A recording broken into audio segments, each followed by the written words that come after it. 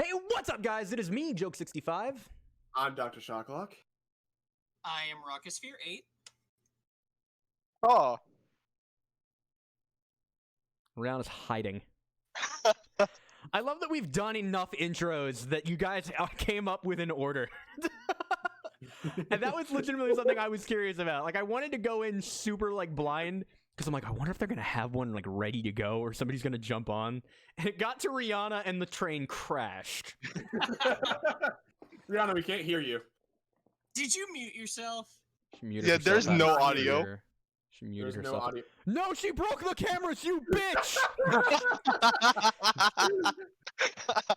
Darn it. That's not okay. I gotta fix the I am in cameras. 2 spaces. Just gonna. Rihanna? No, we can't hear you. No. Still no audio. You might We have to. can Did see you mute your We actual can Can you hear me headset? now? Yes. Now we can, yes. What the fuck? Alright, take 2, guys. Look, And this is Gordon, Weird a Arcade. mute button. We can use this to shut Rihanna the fuck up.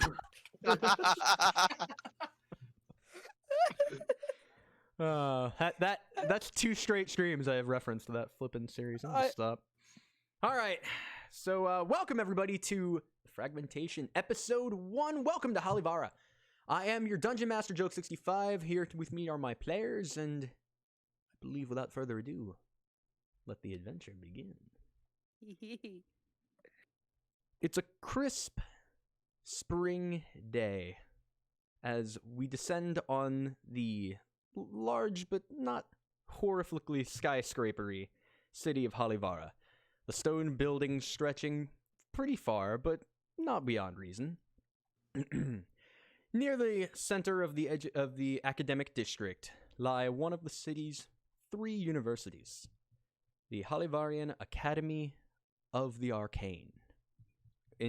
As we look closer towards its 5 large campus buildings, we descend in to observe one of its fine collegiate studies as the students enter the classroom preparing for their final exam. The students file in, one after the other, take their seats, and wait. 5 minutes pass. 10 minutes pass. Asriel. Finally, one of the elven students steps up and goes, "You guys know if he's 20 minutes late, we get to leave and we get an A on our final, right?" To which all of the students start to murmur and say, "Easiest final ever. I know. I'm so ready, dude. I'm so ready." Almost like I didn't study at all. This is going to be the best day ever. As everybody stares at the clock, which is slowly approaching the 20-minute mark.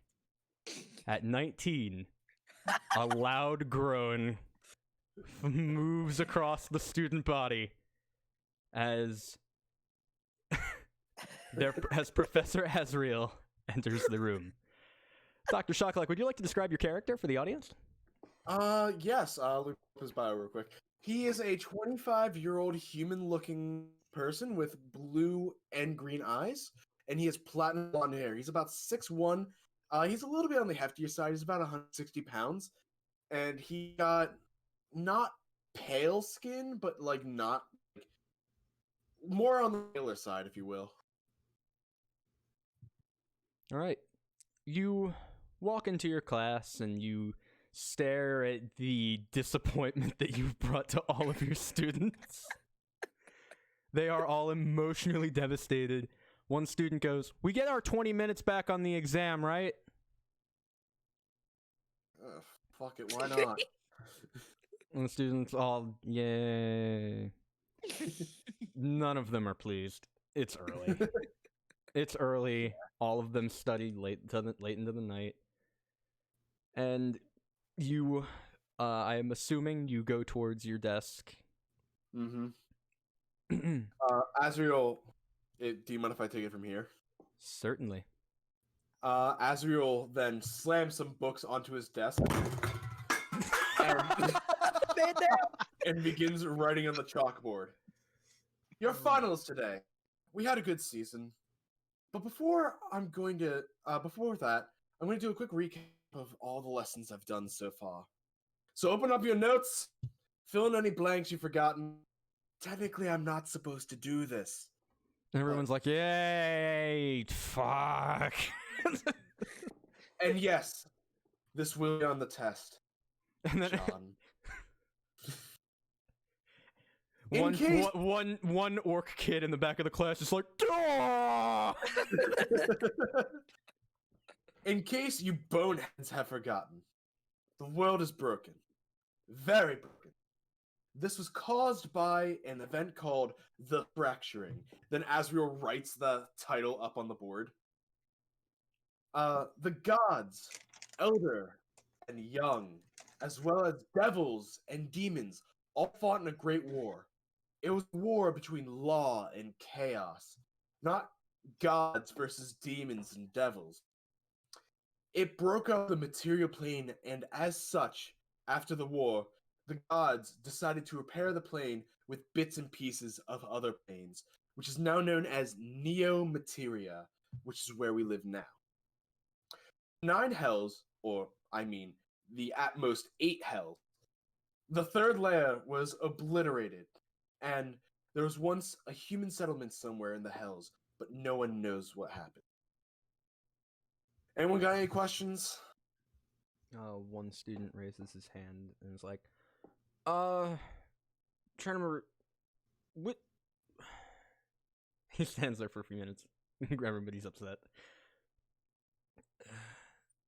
Who was it that? Which god was it? The one that sacrificed himself? It was, and Asriel looked at his notes because he totally doesn't have this offhand. One of the a halfling girl raises her hand. Yes, you. That was Vacacia. Ah, thank you. Ken's like, fuck. He goes and is quickly scratching stuff out of his notes.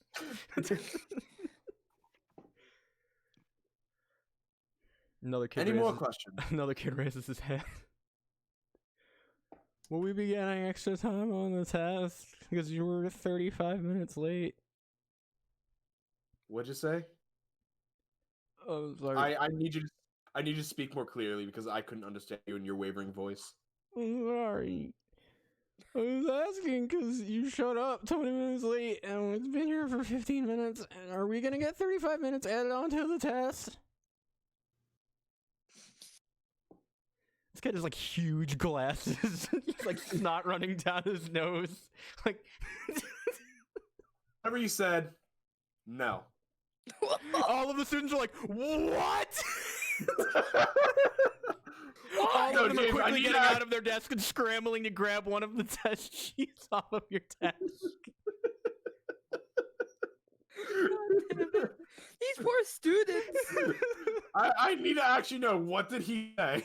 He said, "Do we get the extra 35 minutes back?" He for said the you took up test?" 35 minutes and from our test time, so do we get that added on to the end? And you said no.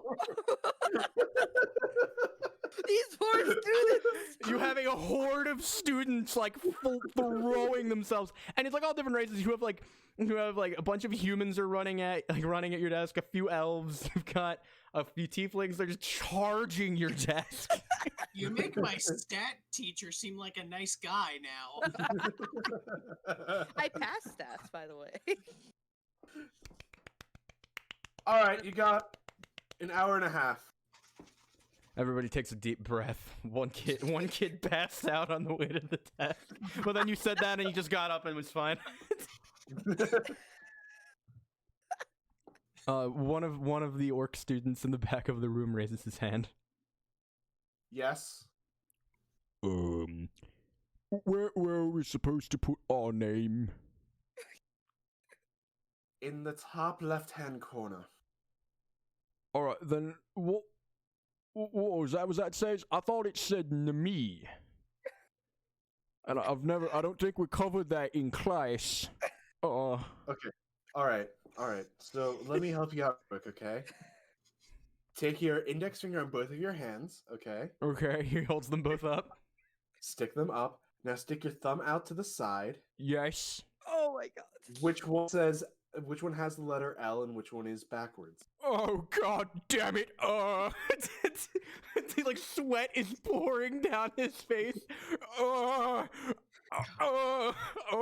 got this. You got this. This one, he holds up the wrong hand. All of the other students facepalm. Dog. Dog. Boris, it's that side.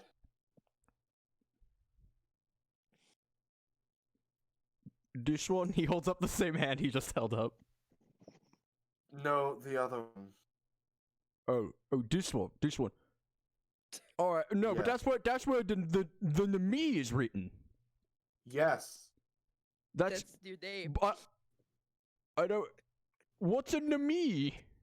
Not Astral, sorry, Asriel walks up to him and points to where it says name.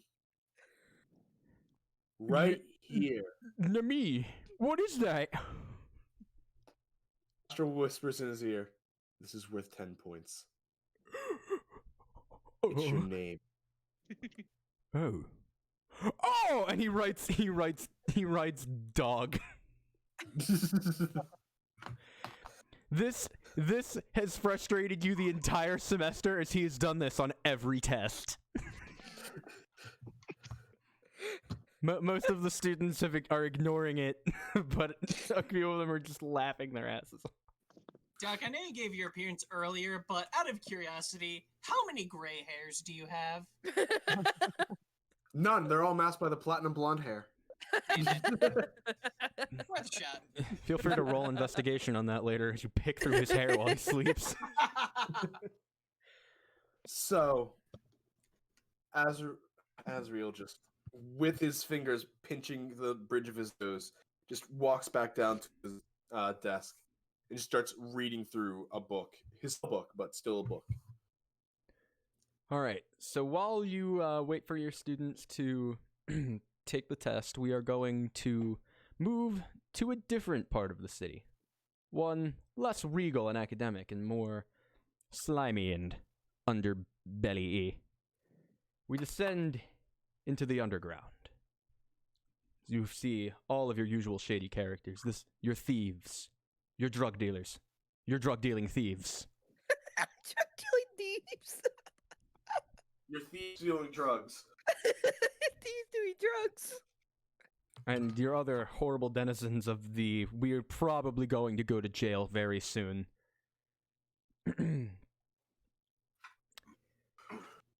Ash, it has been a long day of scavenging. But you did manage to steal a man's wallet, so the day wasn't a total loss. As you dash through the crowd of people, knocking an elderly man out of your way, he falls over. You finally reach the docile that you call home. And as you step through the door, would you describe your character? Oh, me?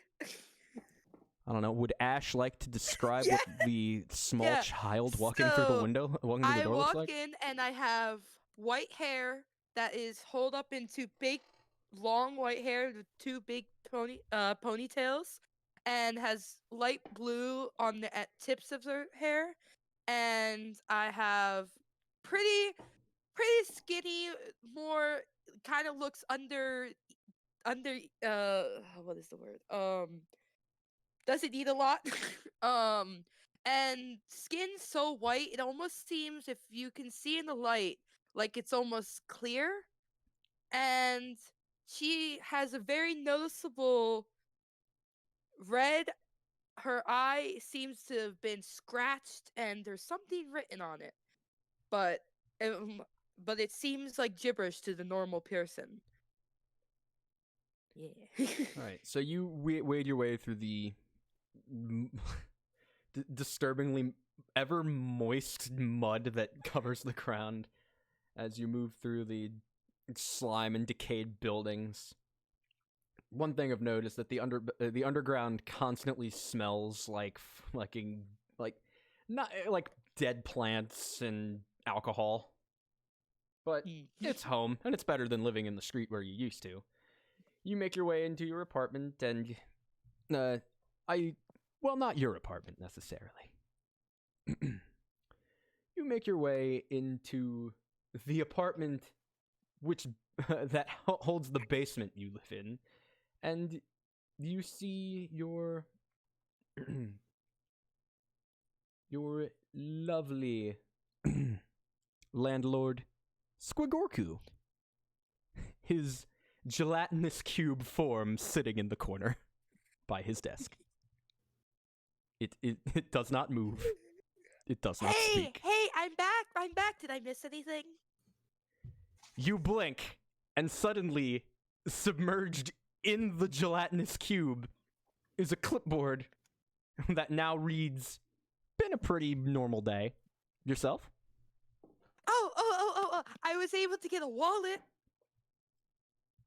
You blink, and the clipboard now says, "Anything good in there?" I think there's some money in it. There was some pictures of like, I guess, family members or something, but I ripped that up a while ago. They don't need it anyway. You blink, and the notepad now says, "My lips are sealed," with a Oh, winky good. with a winky face. Oh, goody. Oh, yeah. No, no. Oh, no. Yeah, he's really cool, but yeah, no. You'll meet him later. It's fine. Oh, sorry. So, I don't own rent this week, right?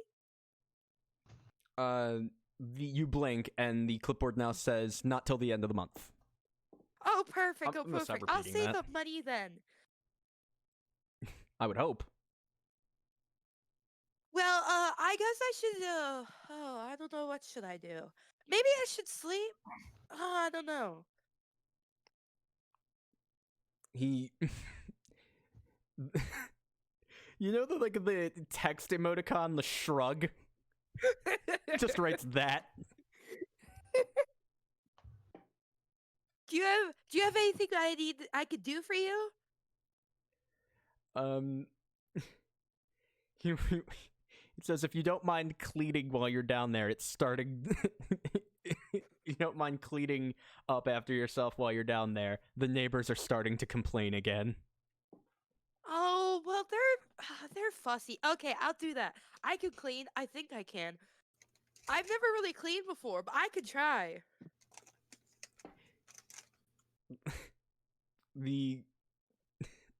It just says thanks.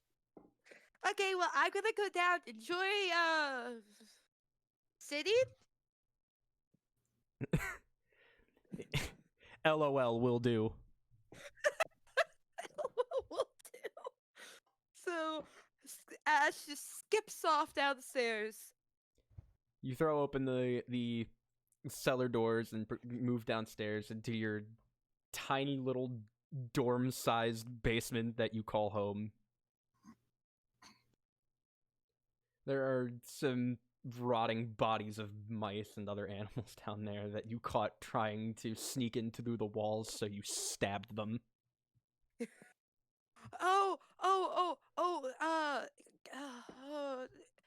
Sweetie Pie, can you clean this for me?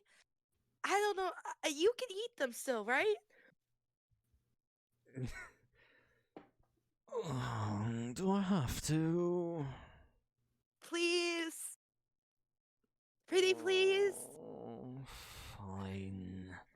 The Yay! nondescript backpack you wear shifts its forms, expands its wings, and leaps off of your back and begins devouring the mice and rat corpses with the most disgusted look on its face.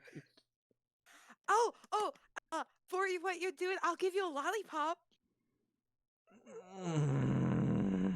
You want a lollipop? I got some more. Fine, if it'll get this taste out of my mouth. She pulls out a lollipop from the thing. Here you go. Snatches it from your yeah. hand. Yeah. So, is there any other cleaning I should do? I think it's enough, right? I don't know. Oh, don't be such a downer. How can I be when you just made me eat corpses? You ever But eaten a corpse? Yeah? On second thought, I don't want any more details. And he just crawls onto your back and reassumes the backpack-like form. Oh, yeah, William. you saw, right? You saw me eat a corpse before, right, William? Yeah, of course you have. Yeah, yeah, yeah. Okay, well, should Listen, we I sleep? know Is it you time to ate one while I was on your back, but that didn't mean I wanted to watch. sleep? I What wasn't do you mean? tasked to watch. I was tasked to serve. Oh, sweetie pie, you're my best friend though. You said you're my best friend, and you won't lie to me, right? Because you see like some marks on his neck light up, and he sounds like he's starting to get strangled. Like, no, I wouldn't lie to you. I wouldn't lie to you. No, Oh, no, that's I am good. your best friend. That's good because I don't know what I would do if you lied to me. Whenever someone lies to me, I get really upset, and I don't know what I do when I'm upset. She gives this very eerie grin. Do you want me to write you a list of the things that you've done while you were upset? I mean, yeah, I don't really remember them. He comes off your back again and grabs like a scrap of cloth and starts like fucking like gnawing a list into it. A lot of the words just say, "I broke their wrists." Oh, yeah, that's my favorite one. Oh, is there a place I could get some more flowers? My blue flower is dying.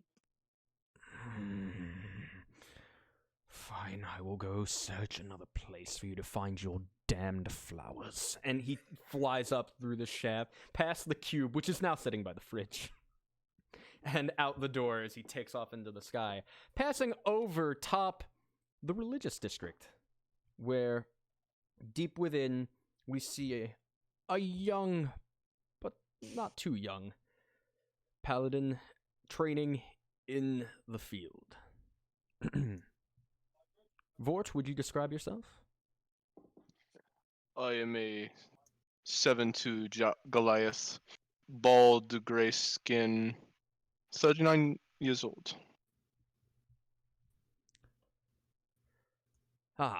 So you're out practicing your... you have a blindfold on. Because it's the daytime, and you can't necessarily practice fighting in the dark when you can see everything. Would you mind going ahead and rolling me a survival check?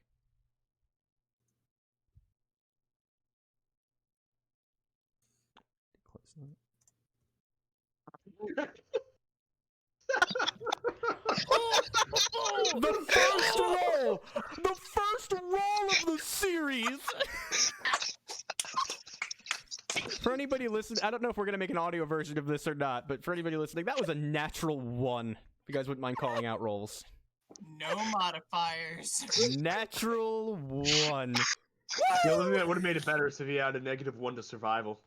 The first you take a stance with your warhammer. You give it a mighty swing, and immediately, like before you even follow through on your swing, you crack right into the wall of the temple and knock yourself backwards.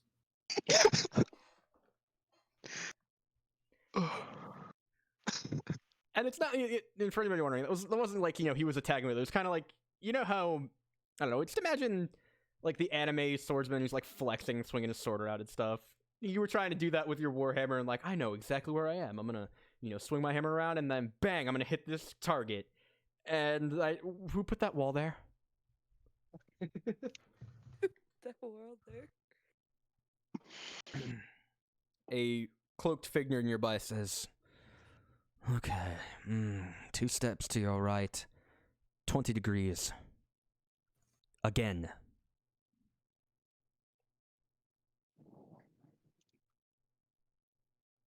And Okay, that's a little better. Are able to get your hammer all the way around you, and you do a spin around your back before following through over the top and finishing in your ready position.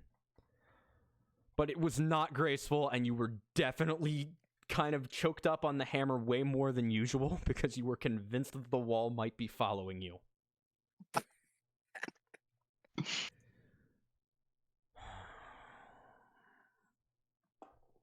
The figure gets up and goes.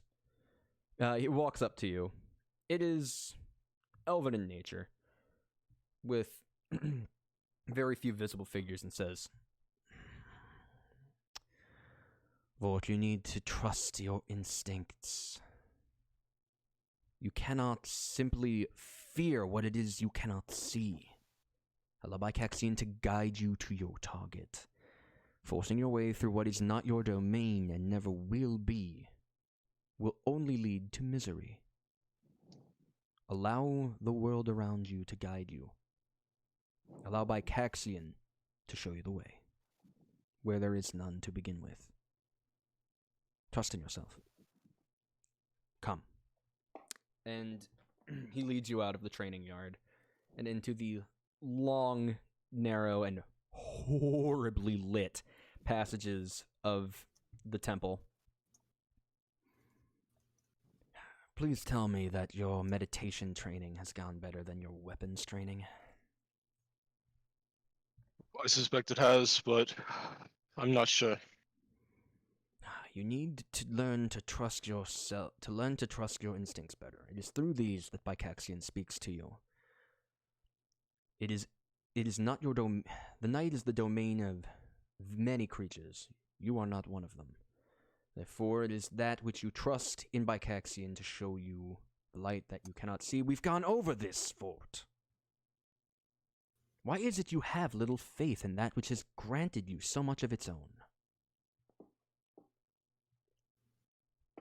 I guess I'm just not comfortable with the darkness yet. Very well. He leads you out from the grand chambers. You walk through a room with literally, it's like a, I don't know, it's the size of it's a gathering place. Could fit probably 100 people in it. Many depictions of of the moon, of bioluminescent flora, of the night sky.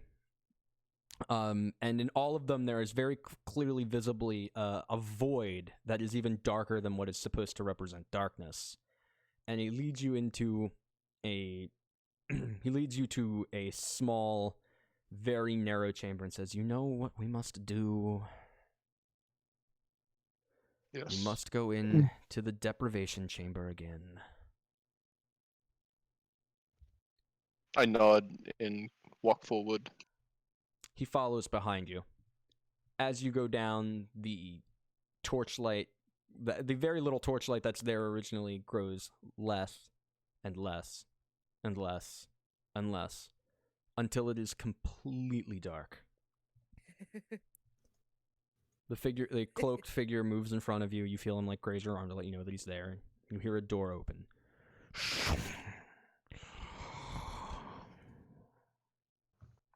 In you go. And while you're here, concentrate. Move past that which blocks your fear. Move past that which causes you fear.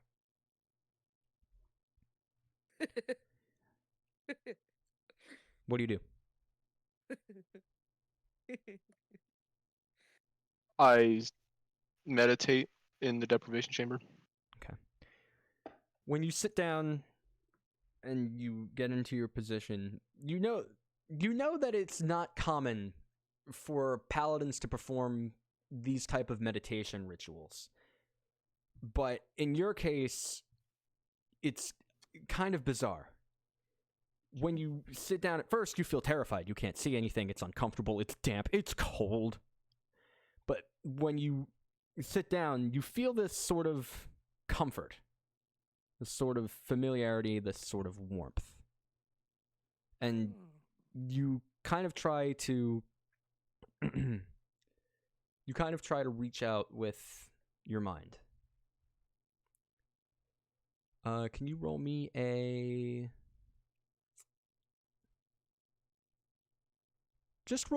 straight constitution check. Is that how I do it? No. Straight constitution. Is that it? No, not a save. Not a constitution saving throw. It's a straight Constitution check.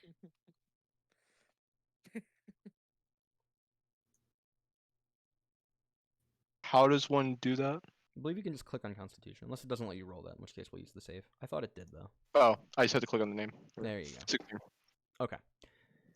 You feel like the raw fear of the unknown is everywhere here, but you kind of try to push through it towards that warmth. And after a few minutes, you start to kind of mentally sort of let go. You catch up to that warmth and you embrace it. And suddenly in your mind, you see the image of a brick room with no real discernible features. There's a bench across from where you're sitting down. There are some symbols in it. And The chat box. and you feel kind of at Oh. peace. And as you're meditating, we're going to move on again. So we return again to William's flight as he looks around going, "Nah, flowers, flowers, flowers, flowers. Fuck. Just wanted flowers, shouldn't have lived in a damn swamp." As he passes away, he swoops overhead of another of our familiar characters as he makes his way out of one of the underground tunnels, but avoiding as best he can to use the door. Torment, would you like to introduce yourself? Torment is a very pale green-skinned tiefling. He sort of has like a very messy crew cut. His the sides and back are very short, but the top is long and messy as hell. He's absolutely covered in dirt as well as rags. He keeps a hood over top to hide his horns, as well as these disgusting thick veins extending from his face, pretty much almost all over his body. He has bandages wrapped around his arms, his legs, and they seem to be covering up something that makes his skin appear very bumpy and makes his body seem very lopsided. A good look at his eyes reveals that both his pupils and irides are white, but his sclera are bloodshot, and the blood vessels are a combination of black and green. And for anyone who's wondering, he weighs about 105 pounds, 5'9", and his hair is like a deep brown. All right, so you finally managed to pull a hole open through the mud. Too much traffic in the tunnels. Not worth the trip. I'll just make my own door. You crawl your way out and are immediately met by a guard going, "God damn it. There's a door for a reason. Please, please use it."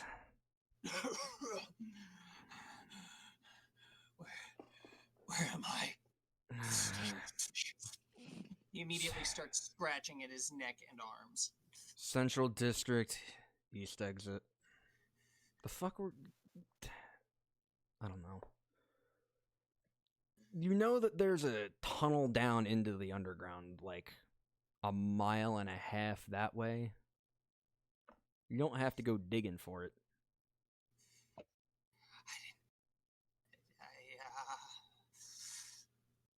Can't take me somewhere with roof.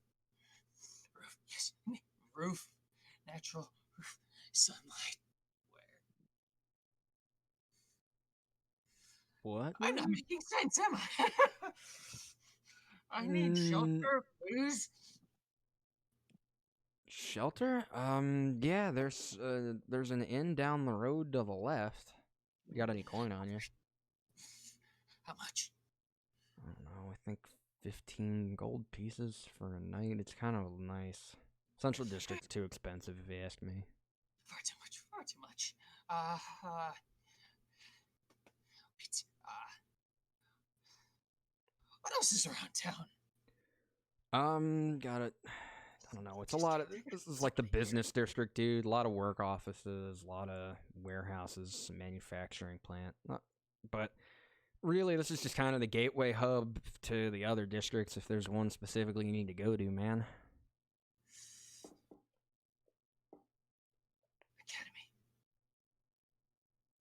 There's an academy here, isn't there?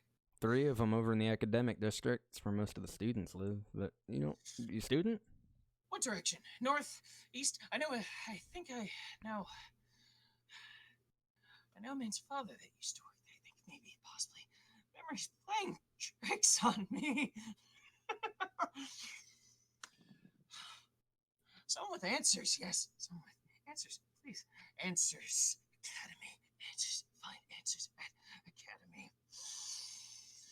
Which All right. of them happens to have a fantastic biology department? Shit. Immediately starts nervously biting away at his fingers. If he doesn't stop soon, he might rip one of them out with his teeth. Fuck, dude. 2 of them do. What kind of biology are you talking about? Naturally occurring or Plant- arcane driven? Plant light? Herbology? Fuck, dude. That could be both. Listen, if you need something that's more tied to magic or is an abomination, you're gonna want the Academy of the Arcane. It's the one with the big purple and blue roof. Otherwise, you're gonna want the School of the Modern Sciences. That's a few miles down the road to the right. Thank you, bye. Both Thank you of for your them are. troubles. Immediately tosses a gold coin and just starts booking it. Grabs a gold coin and he looks at it and goes, "The fuck was that dude's problem?" Torment, you are dashing through the streets. You see a big gate with a lot of posters of like school kids and stuff that says Academic District, and then the names of the academies of the Arcane, of the Sciences, and of Business written in big letters in multiple languages. I'm just gonna keep running there as fast as I can, very nervously and way too anxiously, scratching away at my arm. All right, so you're bumping or shoving people out of the way. A few guards are like, "Hey, stop that!" A lot of like wealthy business people are like, "Oh my!" Oh my. Yeah, the central district is extremely small. Like, it's only got maybe, I don't know, like a 5 to 7 mile radius. It's really tiny and serves more so as a gate that connects the other 5 districts of Halivaara. You eventually get to the gate, and the gate, and you get to the gate, and you are stopped by another man in a different uniform, and he says, "Academic district is reserved for parents, is reserved for students, faculty, and parents of one of our 3 universities. Do you have a student ID, or a student we can contact?" No, but I have any necessary emergency. Immediately he starts clawing at his face. His arm starts trembling now. It's the same one he's been scratching at for a while. Alright, well, sir, in the event of an emergency, we're going to need you to contact the local guard ordnance or the nearest hospital. I don't know much that the students or professors could do for you there. What is the nature of your emergency? 5, 4, 3, Excuse me? 2, 1. He immediately turns his back over to the guards, and all of a sudden, this noxious, poisonous gas just explodes from his forearm. For clarification, that is poison spray if there's anyone directly behind me. Roll a poison spray attack. Roll an attack roll.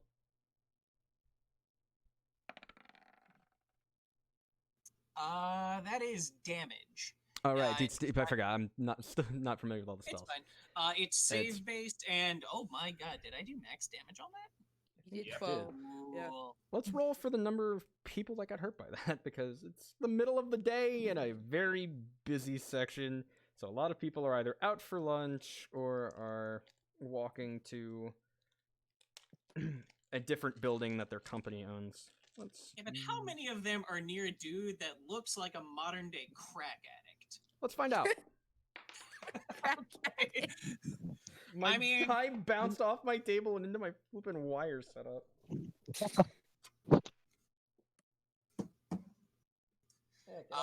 Immediately after, like, the poison spray just kind of explodes from his arm, he immediately starts profusely, like, whispering to himself, I'm sorry. Alright, we'll roll this one instead. Here, this will be safer. Oh no! Oh god. Oh god. You turn around and 6 very regal-looking business people are out cold. One of them is laying on the ground vomiting profusely. And The fucking guard is like, "Oh my god!" I think that's an emergency. You wait here. He just goes running into the flippin'. He goes running into the barrack. A few minutes. I start crouching over like the nearest guy. I'm only gonna heal one of them just so that way he can get help. I just whisper him, "Get help for the others." My finger starts to turn black as the blood vessels start to like really show themselves, and I just give him a light touch. That'll be cure wounds. Heal for 4. It's not much, but something. All right, the guy who was vomiting profusely stops vomiting. It's like, "You hear from my lawyer." A few minutes pass, and the guy returns. It's like, "All right, right this way." And one of them comes out in this weird, like, kind of hazmat suit looking thing, and is going to walk behind you as they're going to kind of escort you into the academic district. You are brought through the district until you arrive at the University for the Arcane Studies, where you are led up into the Arcane Biology Department. And they say, "Please wait here." Tormund simply nods and takes a seat at either the nearest like chair or medical bed, whichever happens to be closer. It's a chair. You are in a kind of. You're not. It's not like a medical facility. It is like a waiting room to go and see the department's office. Like, you're kind of waiting to go see a professor right now. Azriel, the test is over. You are collecting papers, and you are you've wished your class a happy summer. A few students flipped you off, and your class is done for the day. Can I do something actually? You may. Azriel then, out of a bag, pulls out a rather large plate, and he then hovers his hand over it and conjures up a sheet cake, and offers cake to all of his students.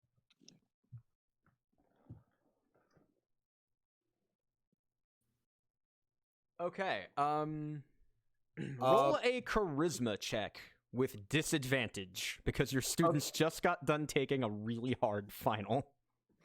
I'm just going to also post that in chat just so I can show what I'm using specifically. Okay. Okay. Oh yeah. Charisma check. Yep, charisma check with disadvantage. Okay, do I have toggle advantage on? Yeah, I do. Okay, disadvantage. Check, not save. Check. Oh, That's a 1. oh. Those poor students, they really are angry. A 2 on the die.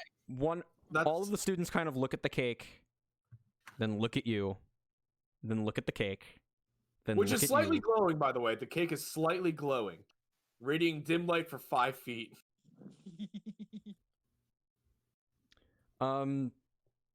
Yeah, all of the students get up to leave, and they all pass by the cake except for one who walks over, flips you off, then takes the middle finger and sticks it right in the center of the cake. And then he leaves. Oh my god. Oh, and then he walks up to you, and he walks up to you, and then right in front of you wipes the cake on the chalkboard. And then leaves. Alright, then I'm just going to minor conjuration, just like a lollipop or something, just to delete the cake. A lollipop, okay. And just eat the lollipop. Oh. All right. You hear some footsteps in the hallway outside of your classroom. Azriel will poke his head out. There are 2 professors running down the hall. You recognize one of them as being from the bio department, and one of them is from administration. Azriel, without asking questions, will just go with them. Roll a perception check. Because you hear the two of them are kind of talking to each other. So roll perception. Okay. Oh, no, I'm still on disadvantage. Sorry. Oh, There we go. all right. You hear them talking to each other. Got a freak show showed up today. Freak show, what kind? Not sure. Blasted a few people with his back and started freaking out. They've got him waiting in the bio department. Oh my god. What kind of, like a bomb? Did you have a bomb strapped to him? No, it wasn't a bomb. Something bio-related, or we wouldn't have called you Professor Professor Knockin. I'm getting too old for this shit. Both taking off. Yeah, Azrael will follow. All right. After about 5 minutes of running through the obnoxiously long hallways, you finally arrive at the bio department. As the two professors walk in, Torment, you see two professors walk in, one in a lab coat and one in more ornate-looking robes. And he walks over to you. Hello, my name is Professor Notkin. What appears to be the problem?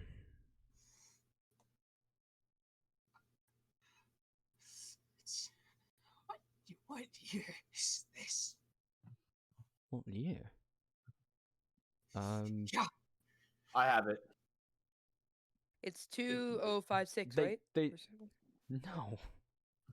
Wait, no. Sorry, my B. You They, literally said. The two professors look at Azrael. each other, they turn back to you and they say, 1500? Yeah, 1500. Yeah, I'm dumb.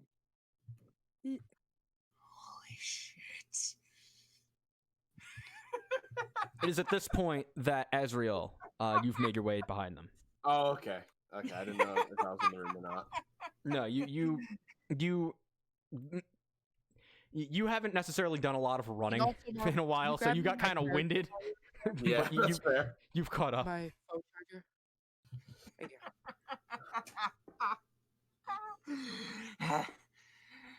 20 years. The two professors look at each other. Again, what is he on about? I'm not sure. Probably his age. Oh, Stuck Professor in that Azrael, place. what are you doing here? I saw running. I wanted to know what where the fire was. According to what we have heard in your classroom during your final, Not wrong. you brutalized those students, you know. Look, I'll grade them tonight. And we'll see how they did. The administrator says, hopefully well, or else we'll have to have a talk about your future employment in our department. Thank you. We can only take so many Fs per year, Professor. I made it a super easy test. Don't worry about it. He squints his eyes and he's going, I'm going to pretend I didn't hear that. Probably easy for me though. We'll see. As for you, he turns back and he kind of crosses his arms. Torment has already at this point removed the bandage around his right arm, and now you get to see what the bumps are underneath the bandages. The dude literally has mushrooms growing out of his skin. As for you, oh my, what on earth? And the other professor is like, fascinating. Have you been playing around in a mushroom field lately? Man, he seems like a fun guy. I wish. My He then goodness. slowly starts to remove like the sleeveless hooded cloak that he has on. They're on his back too. My They're goodness. fucking everywhere. What size? With the cloak on, it makes him look like a shockingly tall hunchback. So, about like that big. Goddamn. Wow. So, Yeah, he got a lot. my God. Also, there's like this sort of faint aura of spores around him now that the cloak is off, but you can now clearly see it. Oh my. I think I've read about something like this, but I'd need a sample to confirm it. Young man, do you mind if I... And he- Immediately bites off some of the mushrooms and spits them out into his hand. He doesn't. He lets them drop to the ground and then takes a cloth and scoops them up, and then he's going to go and walk towards his office. Wait here. The mushrooms grow back. The the administrator turns around and begins vomiting into a trash can. They don't go away. They don't go away. The secretary is like, "Sir, I'm gonna have to take my lunch break." And she gets up and just fucking books it out of the room. She still has an appetite? Okay. She just wants the fuck out of there. You know, you can roll an insight check on her if you want. You know what? Sure. Why not? Me forgetting that I'm a DM and I can have you roll. That's an 18 to insight. She saw those and was like, well, nope. Get the fuck out of here. If that shit contagious, I don't want it. Azrael will walk up to Torment.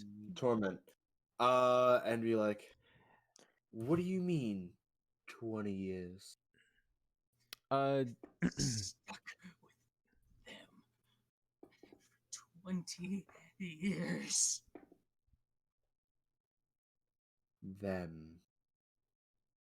I'm gonna have to ask you to be more specific. Wretched things. He starts clawing away at his forehead. He just keeps repeating that over and over again, just the same thing. Wretched things, wretched things.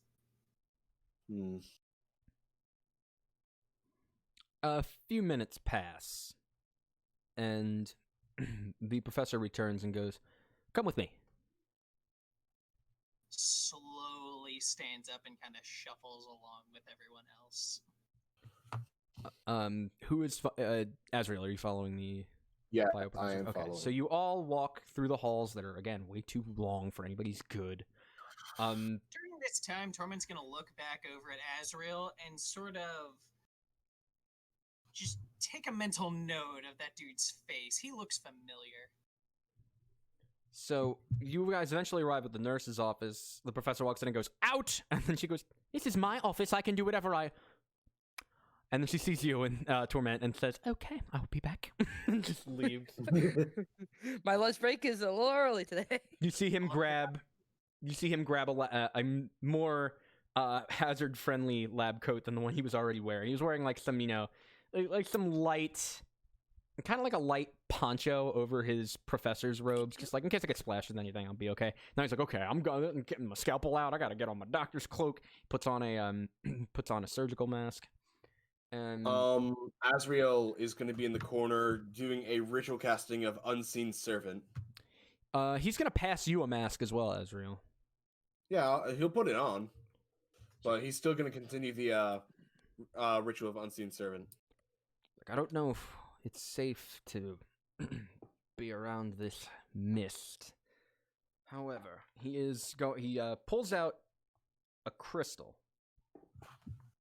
and he begins kind of like it's a rather colorless crystal. It looks like a piece of quartz. And as he brings it towards you, when it enters the kind of aura of spores, it turns green. And he says, "Oh my." And as he brings it closer toward you, it turns it's like a dark green, like what you imagine like generic slime looks like. It's very dark. Oh, and as he brings it towards you, the green shifts to yellow. I know what green means. It means he's not mean. You see a professor walk into the room with the fucking propeller hat and goes, "I got that," and he leaves.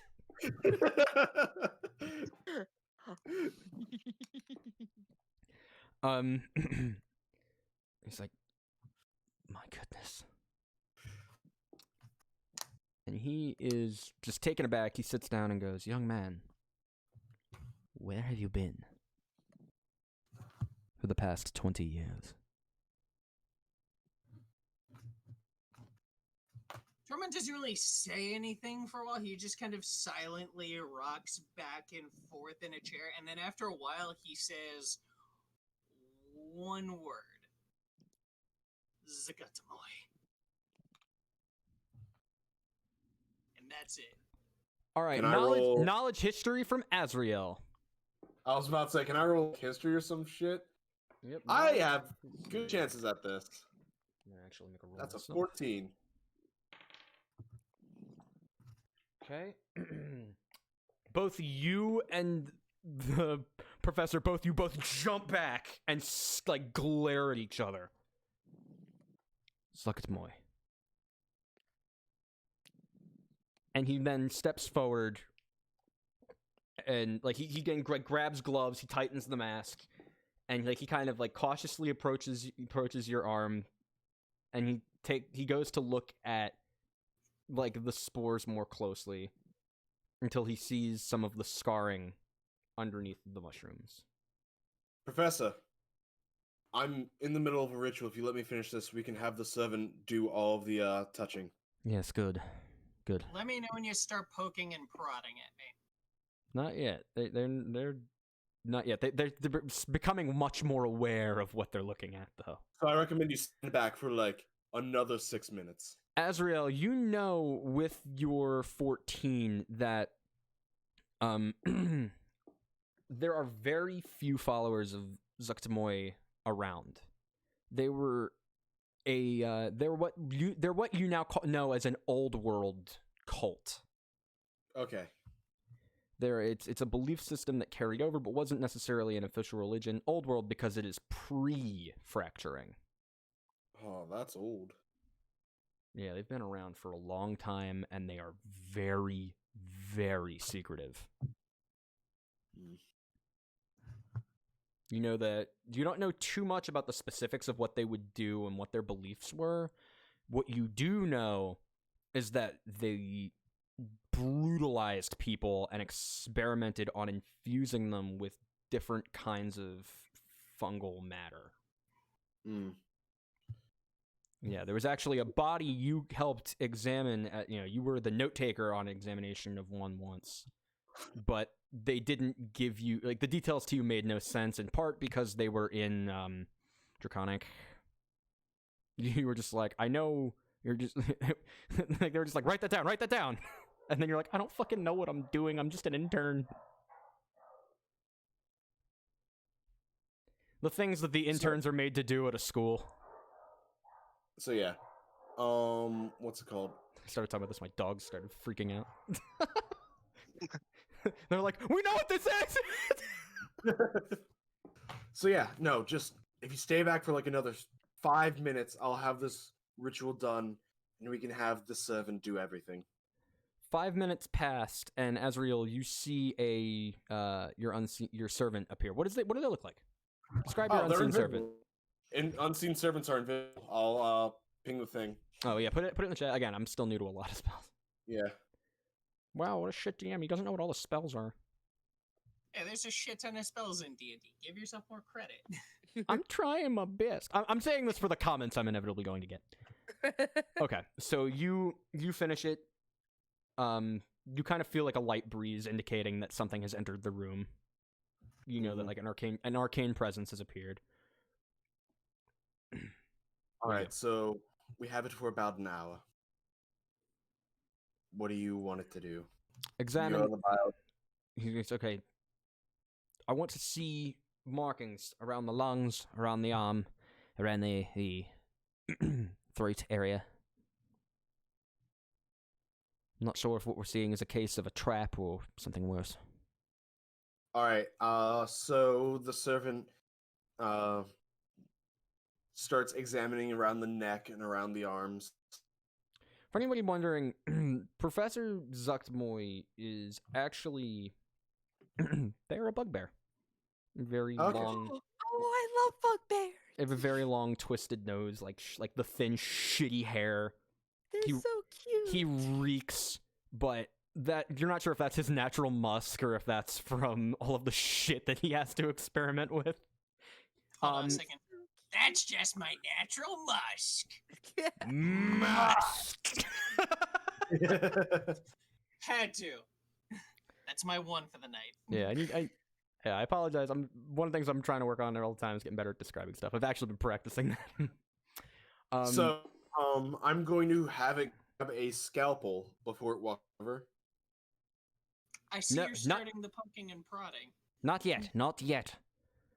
No, Surface level first. I just want it to have it so it doesn't cross-contaminate when it goes back to it later. Very well. And he turns. Are you wearing your mask?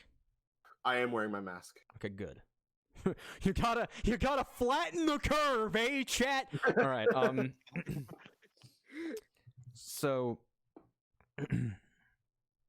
start examining the arm. You start seeing very interesting scars that look like they run down, and it's like very old, dark brownish scar tissue, which stands out amongst the pale green skin. That appears to have been like carved in, and you can see it kind of like caves in to the flesh and then was sealed as if by magic. And it is from these scars that you see some of the larger mushrooms like stalks kind of bear into, and then they stretch out across his body.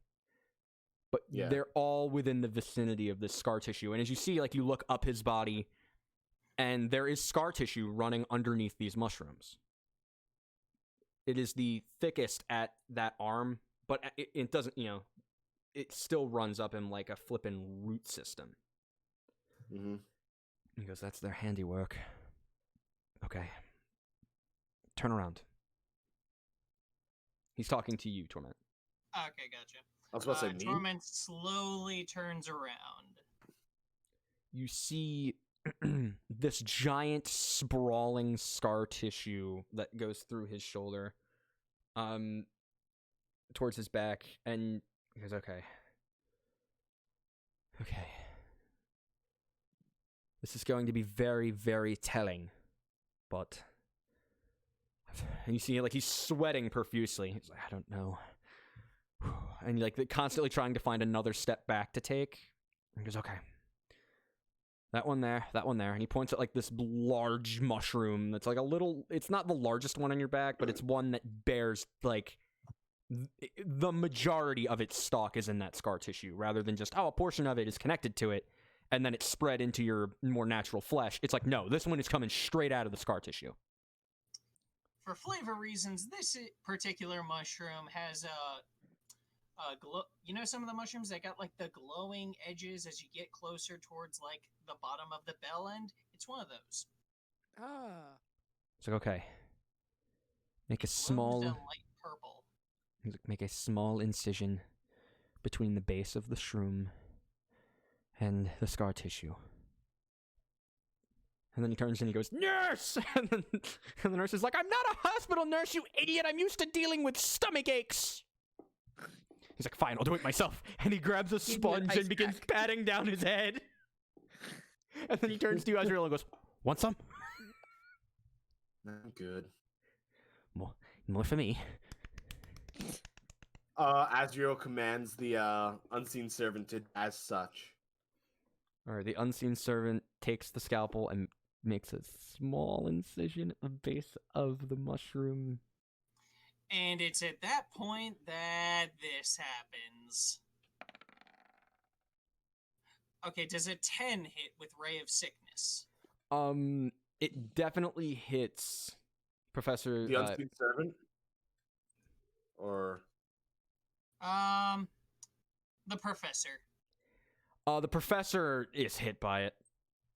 All right, and this is purely reactionary, as noted by Torment's immediate wince of pain, and then all of the sudden, boom, just the spell just protrudes from his back, blasting the Professor hard with 11 poison damage. That, I believe...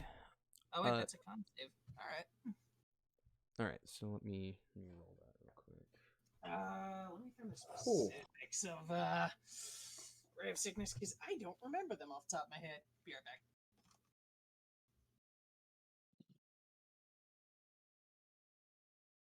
He's gone. We can talk shit about him. Immediately. Immediate reaction. So if that con save isn't made, that's 13. Yeah, 13 damage. And that's just touching the mushroom. No, that's making an incision into his body. No! I gave him advantage because he was wearing all the safety gear and it meant nothing! Oh, the poor guy. Oh yeah, he also has the poisoned condition. Oh, this poor professor. He also Please- begins vomiting profusely. That would actually also hit Ezreal. Go ahead and roll a Constitution save. It wouldn't hit me. Oh, right. I forgot AC. Forgot it's AC, then con save. Alright, so you see that you're expecting that to blow up, so you're smart. You took a position by the door, and You're then like, "Screw that." once you saw him like viscerally react, because you had a feeling. Everybody in the room had a feeling that might happen. But when you see him like have a visceral reaction, you're like, hit the deck. The nurse is also blown out of the nurse's office. The fumes from the Ray of Sickness start to kind of, I guess, Oh, I want to dissipate see if because the blast has stopped. I want to see if the nurse makes it. All right, let's find out. She does not. She is also vomiting profusely. God damn it. This poor nurse. She just gives ice packs and That's lets you two lay people down. I gave the I'm poisoned not condition getting to. paid enough for this. I'm gonna have the unseen servant continue the incision. So they're all vomiting profusely. So they're continuing the incision? Yes. All right. You see as some blood begins to seep out of the wound. Not enough to necessarily inflict damage, but where it's oh, you're getting a shot, you're bleeding a little bit. Like, it doesn't really, hurt that bad, but it's bleeding. Yeah. You notice that there is this weird yellowish ooze in the blood. I summon a sponge in my hand and toss it to the unseen servant. Unseen servant catches it. And and the unseen servant will start patting the bloodish ooze with the sponge. As well as doing the incision. So it's Oh, okay, yeah. I know. yeah. All right. I'd like you to add to your inventory, at least right now, sample of Torment's blood. Woo! The party is already taking samples of each other. Professor's I'll on the disappear when I ground. go to summon something again. Professor, Look at the power of body horror, bringing us all together. the professor he manages to crawl off the ground, still vomiting profusely. This poor guy. And When you're done throwing up, get me a bottle. he just goes, yes, and the nurse just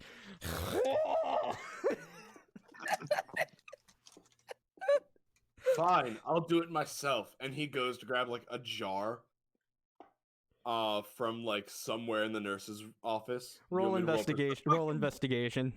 How much blood are you planning to take from me? That's up to him. Does a 23 work? You find it extremely easily. You're like, I steal from this place all the time. How does my wife think I get our band-aids?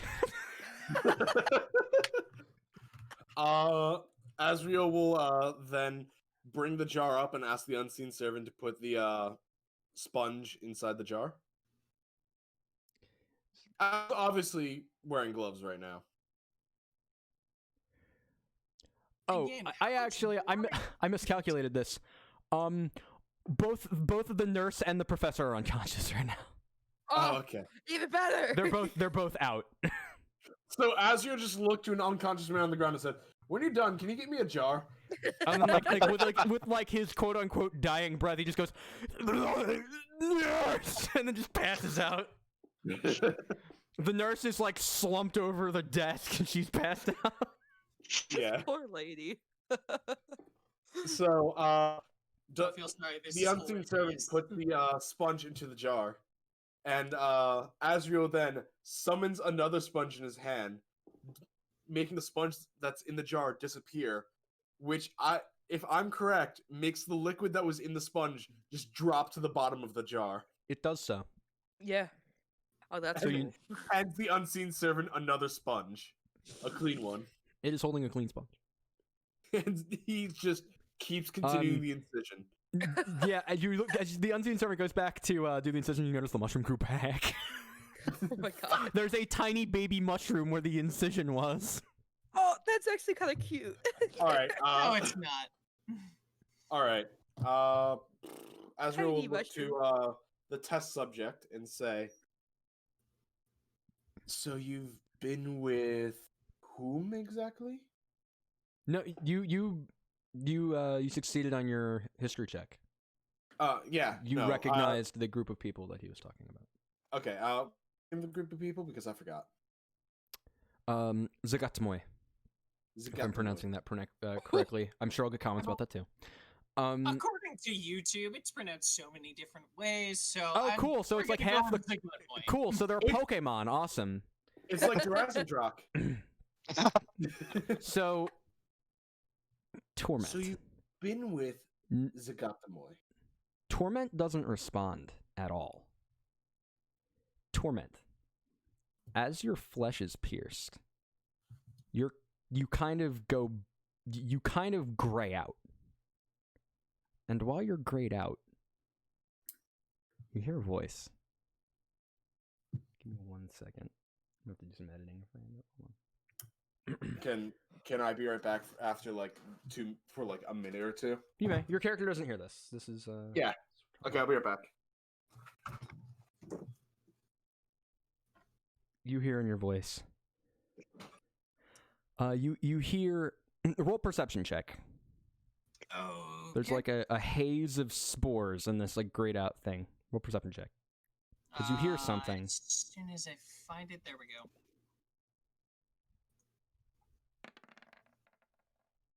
16.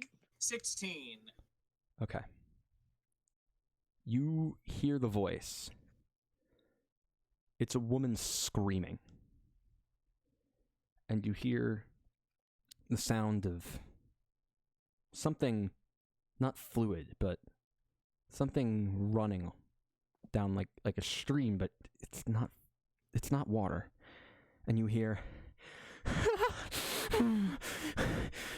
You help me, get me out of here.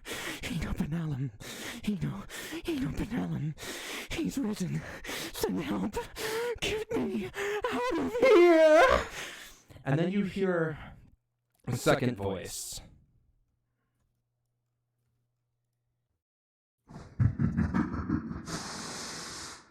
After all you've done, he will come to your aid.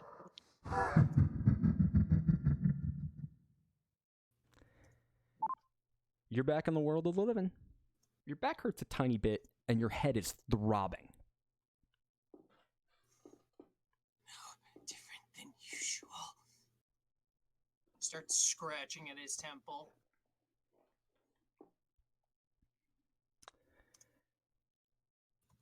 Just taking notes right now. Almost done. Goddamn. So while And stepping away from the game for a moment, because Doc is getting something. What are you guys thinking so far? I've Body Well seen- then. bringing all of us together. I love body horror, so this I'm working is on. great. I'm working on it. I have plans. I also know a lot about mushrooms from college, so this is great. All right. If you know a lot about mushrooms, then you know the meaning of that name in parentheses right there on roll 20. Wait, hold up. Which name can I release so I Oh! can show it to the chat? Oh! Yeah, Oh, sure. yeah. go for it. Yeah. Oh! I know what you're talking about. Yeah, okay. Huh. A curious like that. specimen. You, oh my god. I mean, What that's is- not exactly the color, but it'll work. Do you know what it is? I want to say that I do, but I'm probably wrong. What do you think it is? For the audio listeners, Doc just returned to his camera. He's holding a jar of bright orange liquid. It's a little paler on my screen. It's not as bright. It's just the color of my camera that's doing it. Is it from the Juggernog bottle? No, it's not. Okay, is it double tap? No. It's actually Juggernog is right here as well as Double Tap. So no. Well, double tap looks like it could be the right color. No. Double Tap is birch beer, by the way. No. This is water, yellow food coloring, and lemon juice to make it cloudy. There's Azrael over there doing the science show. That's about what I imagine Azrael's like science experiences is in real life. He's like, listen, history I understand, but science, I put here's a cup with dirt in it. I call it cup of dirt. Cup of dirt. Just put an F on there. Let me go home. All right. All right. Meanwhile, back at the home of Ash, you are very cramped as you've asked for Squigorku to come down and help you clean. So, like, 2/3 of your cellar dwelling is just gelatinous. It's just blue-gray gelatinous cube. Is that closer to the color? I added some tea. It's still too dark. Thank you for helping me.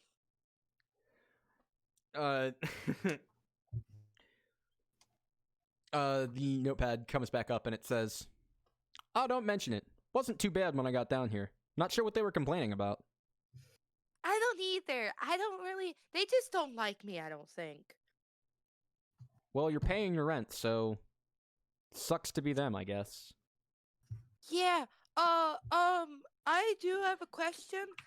Do you know any libraries around here? He says, "Of course. He says, "Of course. I do a book signing. I've done 2 book signings there." You're a writer? Squigorku, you see the pad that says, "You've been living with me for 2 months and you didn't know that I'm a writer?" I'm sorry. I'm not very good at I'm not a very perceptive person. Ash, I get distracted. Roll a general intelligence check. General intelligence? Okay. You can, you know what? Of your choice, intelligence or perception. Look at the intelligence or perception. Of your choice. I'm gonna do wait. Yeah, I'm gonna do perception. Oh! You have no idea what the fuck he's talking about. I say he. I say he, but the pronoun that Squigorku uses is it. I'm sorry, I'm not very good at keeping track of things. I get distracted really easily. Right, guys? Yeah. Yeah, you guys agree. You see a few just nondescript beings in the room. They're just like, yeah. See, they agree. But I'm really sorry. I would love to read your stuff. You see, as you look over, you see that the notepad is a sad face with tears. I'm really sorry. I don't mean to be mean to you. I really like you. You're one of my friends. I can't believe I've been living with the author. I'm speaking for him now. It's fine. It's fine. I'm messing with you. It's fine. Oh, that did not taste good. Oh, but yeah, where's the library? Because I need to go to a library. I need to pick up some pick up some books. There's like really important books in there, right? Like closest one to us is in the Academia District, but you'll need is in the Academia District if you have a library card, or there's a small one there are a few in the Economic District, but they're a little farther away, though you shouldn't have as much trouble getting there. If you want, I'll apply you for a card in the Academic District. Really? Do you have a card? I do. And you see like a card appear in the gelatinous cube that it says like, it looks kind of like a driver's license, but it says like, certificate of, it literally says renter's license, and then the Halivaara academic library, and like in the picture identification, it's just a cube. Oh, thank you so much. Do I reach in you for The cube is like it just kind of like slowly slides out of the cube. it? Thank you. And And she goes. she takes it. Like a card. Just Do you want a lollipop for it? I'll give you a lollipop. That's all I have. Smiley face. Okay. She takes out a lollipop and drops The it moment into that the cube. lollipop makes contact with the ooze, it gets sucked in, and you watch as it just dissolves slowly. Well, I better get going then. Thank you so much for and I definitely want to read your books, and I want to get a signature if you're a famous author. Bye bye. Smiley face, and underneath the smiley face, it says, "Don't lose that, please. I only have the one." I won't. I don't lose things. And she skips off back upstairs and leaves the apartment. All right. So you're in the middle of making your walk. You're walking towards the you're walking towards the library, and you hear a voice in the back of your head.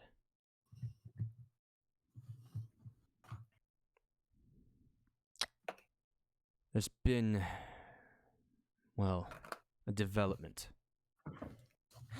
A development? Oh, you're talking to me again. Hi, I missed you. Are you doing okay? Yes, I'm talking to you again. Much as I don't like it, you're my best eyes and ears on the surface.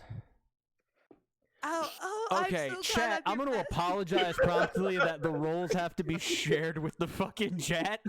Like, I like having this there for the video viewers, but, God damn it. God damn it.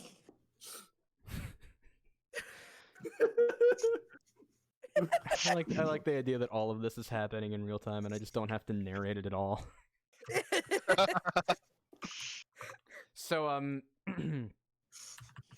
so he goes, "I don't have many details for you now, but let's just say I may finally have an assignment for you." An assignment specifically for me? Oh, what is it? What is it? I'll do it. I'll do anything for you. Nothing concrete as of yet, but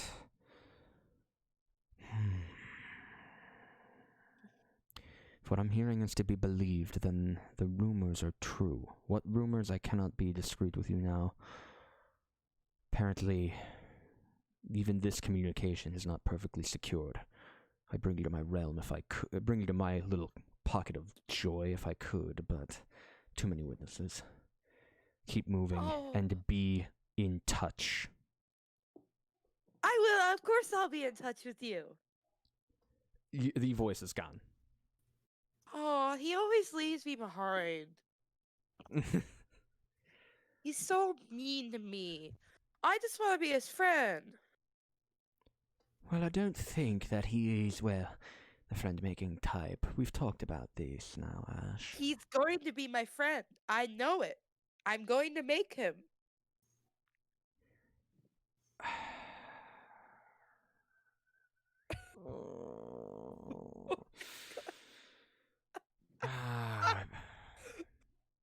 You just feel like a constant like moaning, and William is doing the whiny thing he does when he's trying to have a conversation, and so are you, but now he's being a jerk, and he's gonna be pouty. I'll just give him a lollipop. It'll be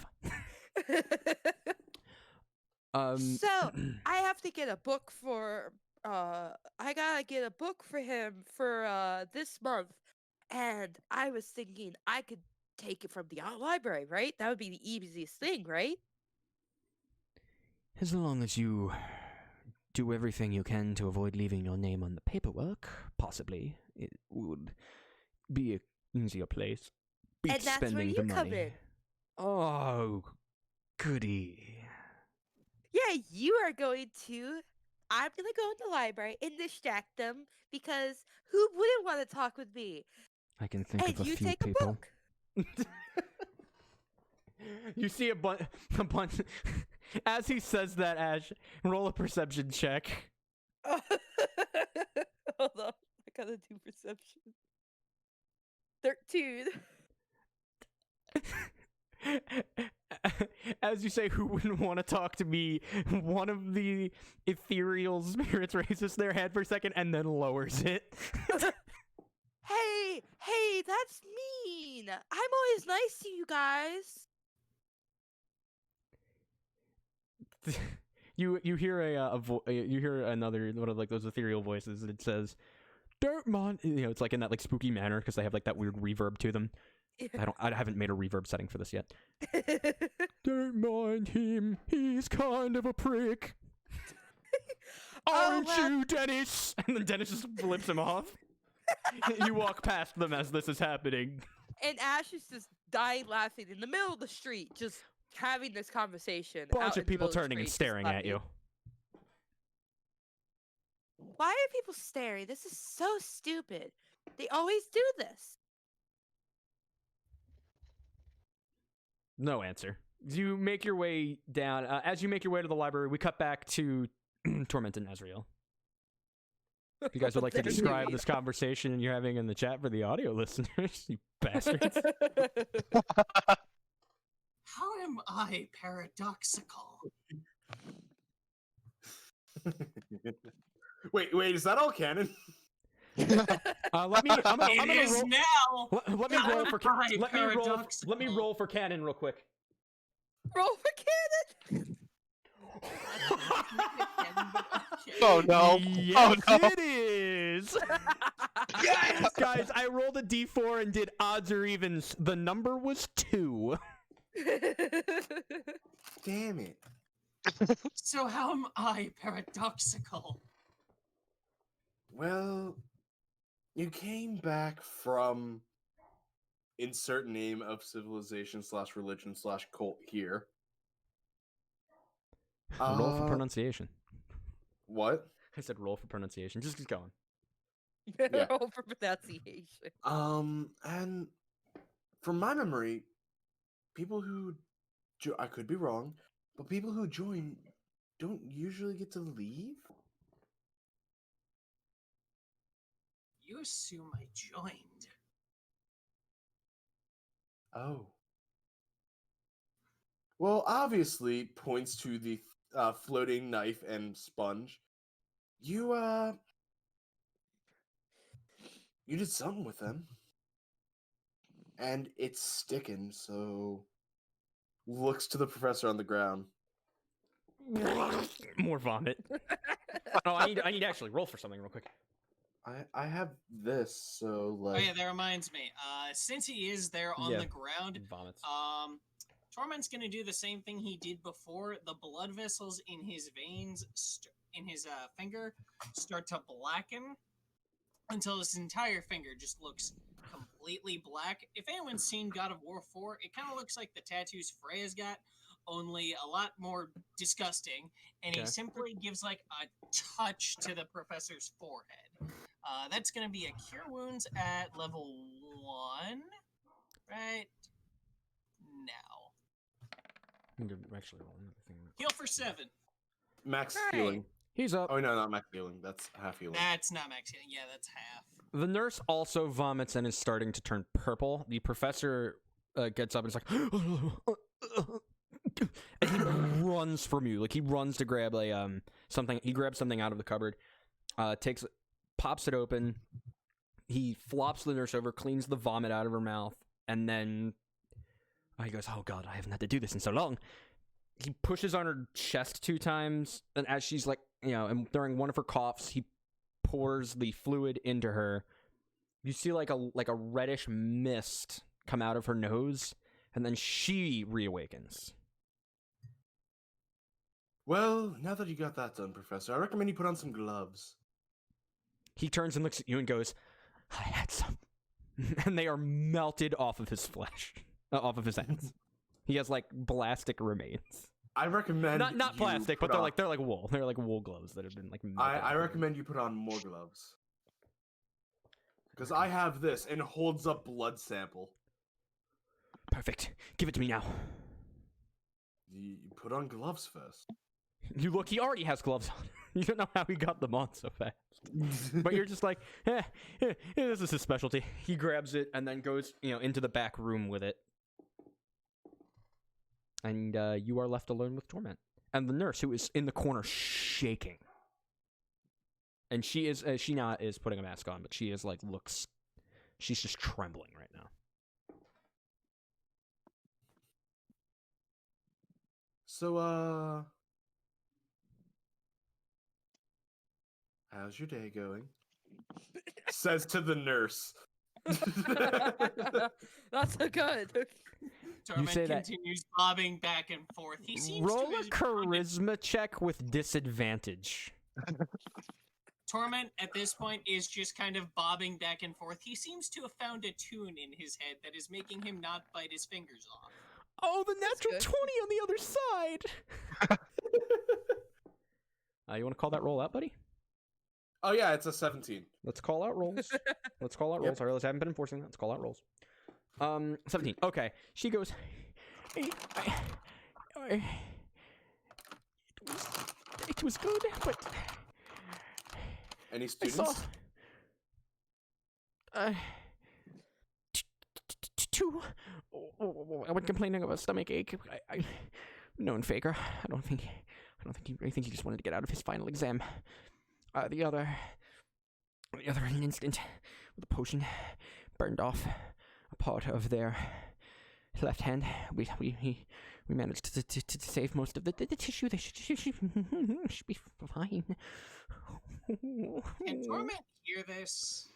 Yes, and as she's saying this, she's getting up and she's going to go sit in the back room. As she's getting up, Asriel's gonna say, just go for a walk, clear your head. Yes, I think I will. And she puts a little sign that just says, she flips a sign that says the nurse is in to the nurse is out. Please come again later. She leaves. After a few minutes, I think, what did I call him? Professor, I need to grab my notes. I don't have my notes up. Puffin stuff. What? Professor Puffin stuff. No, I think I called him Nuktroy or something like that. Yeah, that was it. All right, I literally have a minor characters page that I made for this purpose and didn't fucking use it. Damn it. Boo! Damn it! If that's wrong, chat, it's not now. It was wrong earlier.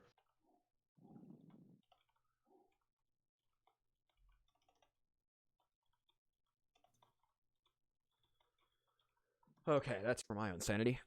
Professor Nuktroy returns to the room with the most an astonished look on his face. He goes, I can't believe it. You survived. You escaped. This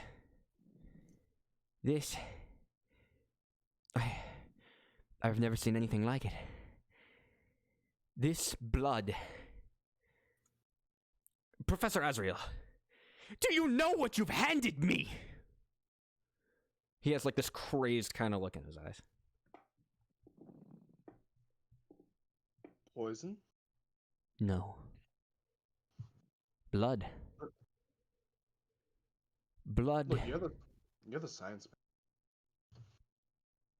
This blood responded to my examination as being both a man, a fiend, and a plant!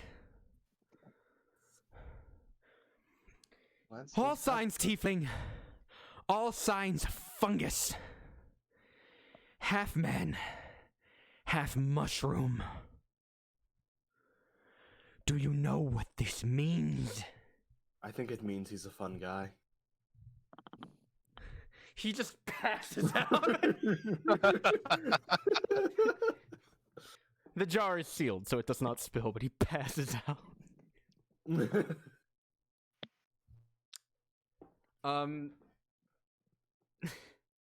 And you two are left alone. So, No one's paying attention, but upon hearing that shitty pun, Torment just cringes like he just got stabbed in the spine and the blade is going upwards like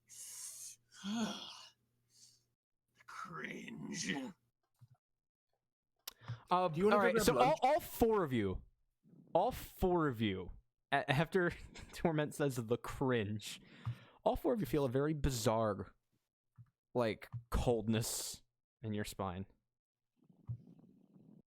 As if to say, God is not pleased. God's not pleased. Yeah, it's a weird cold feeling. It runs through your spine for half a second, and then it goes away. Do you want to go grab lunch?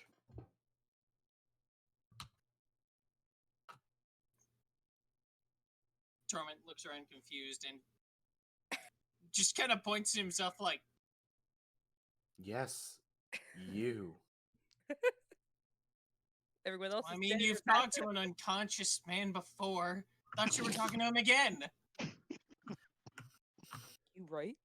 You look over, and the professor is gone, and then like you're like, what the fuck? And then you turn, and he is like with like a magnifying glass examining the mushrooms.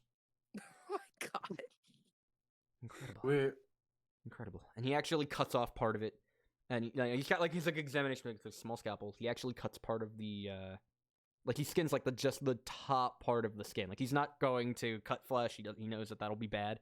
But he's like skimming like he's getting like a swab of the top of the mushroom and putting it in like a little vial. Can we pass by the nurse's office on the way out? we are in the nurse's office. I thought He this was a lab. No, this is the nurse's office. You're in the nurse department for the bio wing. Of course there's a lab in the nurse's office. This is the for context, this is the nurse's office in the arcane biology building. There is an examination room adjacent to the nurse's office in case of bizarre magic-related inflictions. So, like, it for you, Ezreal, it's reasonable that there is all this like lab equipment here. Oh yeah, no. Azriel doesn't really care much. Azriel's just trying to get some food in the man. Yeah, sure, let's see. Okay. Torment, for context, you haven't eaten food in 5 years. I figured as much. Yeah. You roll a history check real quick. Alrighty. You know, roll with advantage. Roll history with advantage. I can't believe I Gotcha. didn't say that originally. It should be obvious. It's obvious to me. I made this damn world. And you fail. You're like, wait a minute. What are the chances you got the same Advantage roll? don't mean Please call out rolls, guys, because I need you to say this. I need to hear this. It's a Okay, 7 and a 7. 7 on God damn it, 7 Jonathan, on let me both say my own sides. roll, I damn can't it. believe it. A 7 and a 7. Wow. So you're like, wait a minute. I haven't eaten. It's like, yeah, I don't think I've eaten in like 5 years. Wait a minute, I haven't eaten in 5 years. How am I still alive? You don't Just need looks to eat a down. lot with mushrooms. Just looks down I at haven't his hit- extremely emaciated frame, looks back at his very gaunt hands, and just kind of says, yeah, let's put something in my stomach before my body fully realizes that it hasn't eaten in 5 years. Oh. My God, I'm just. I gave you advantage. I know you gave me advantage, and the dice gods just decided no. I want context for this. The DC I set for this roll was 10. I set a Well- DC of 10 for this Right. roll. Well, I know why you're still alive. Two bro. sevens. Advantage don't mean shit. Roll 20. Apparently. I've listened to so many D&D podcasts where they're talking about, like, they just bitch at Roll20 and they're like, it hates you. And I just watched Roll20 decide, wait, this is a podcast? I mean, my first roll. That's true. First roll of the series was a nat 1. Don't worry, Kaw. Your character is going to be getting back into it shortly. Wait, can you photosynthesize? Do you want to roll knowledge? Do you want to roll Hold up, knowledge history? Hold up. Torment knows a thing. It's not how mushrooms work. According to the 7s you just rolled, you don't. That's how mushrooms work. Mushrooms work one way, but you just found out you're half man, half mushroom. All right, so I'm gonna roll Azriel, knowledge arcane with disadvantage. Arcana. Yeah. Okay. I don't know why I said knowledge arcane. I've always said that. That's a Hey, 7. net 1! Wow, and it's a 7 too. 7's all today. 7's on Oh, I 7. love that his other roll was an 11. Just want to point that out for a moment. Not sponsored. What do you mean? 11-7 doesn't exist. So, flipping Azriel, I'm looking at the left column right now. Azriel, you're like, it's obvious. Everyone would know it. Mushrooms don't need nourishment. I've been trying to kill the mushrooms on the tree in my backyard for 10 years and they won't die. They clearly feed on themselves for nourishment. So you guys leave to go get food. Back to the temple. Vort, you've exited the room. It's dark, but you can see some of the torchlight. You make your way up through the chamber, and at the top of the chamber there is a crystal and a piece of what appears to be blank parchment. I inspect the parchment. You inspect the parchment? Yes. I guess roll an investigation check.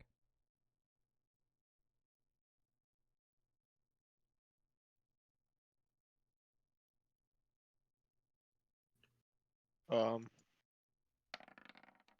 16. It's blank, but there are pressure marks here. Probably something was written on it. You would know that there is a special type of enchanted ink that goes on in color and then vanishes. The people in your church often use this as their main means of writing, as they believe that it has a religious tie to Bicaxian. It's writing that doesn't show up in the light. I take the parchment back down into the darkness. Nothing changes. Okay.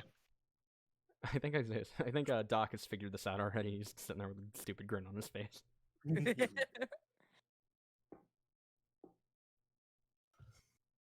You're back at the top. You're holding the piece of parchment, and the crystal is still lying on the ground. I use the crystal to try to see if there's anything on the parchment. You pick up the crystal and hold it underneath the parchment, and suddenly, in this very bright blue fluorescent glow, you see writing appear on the page. It says, Vort, come to the Chamber of the Ancients. And it says, Vort, come to the Chamber of the Ancients. I gave this guy a name too, but I haven't done some. What the hell is it? Ah, there it is. It's it says, Vort, come down to the Chamber of the Ancients, Narigawa.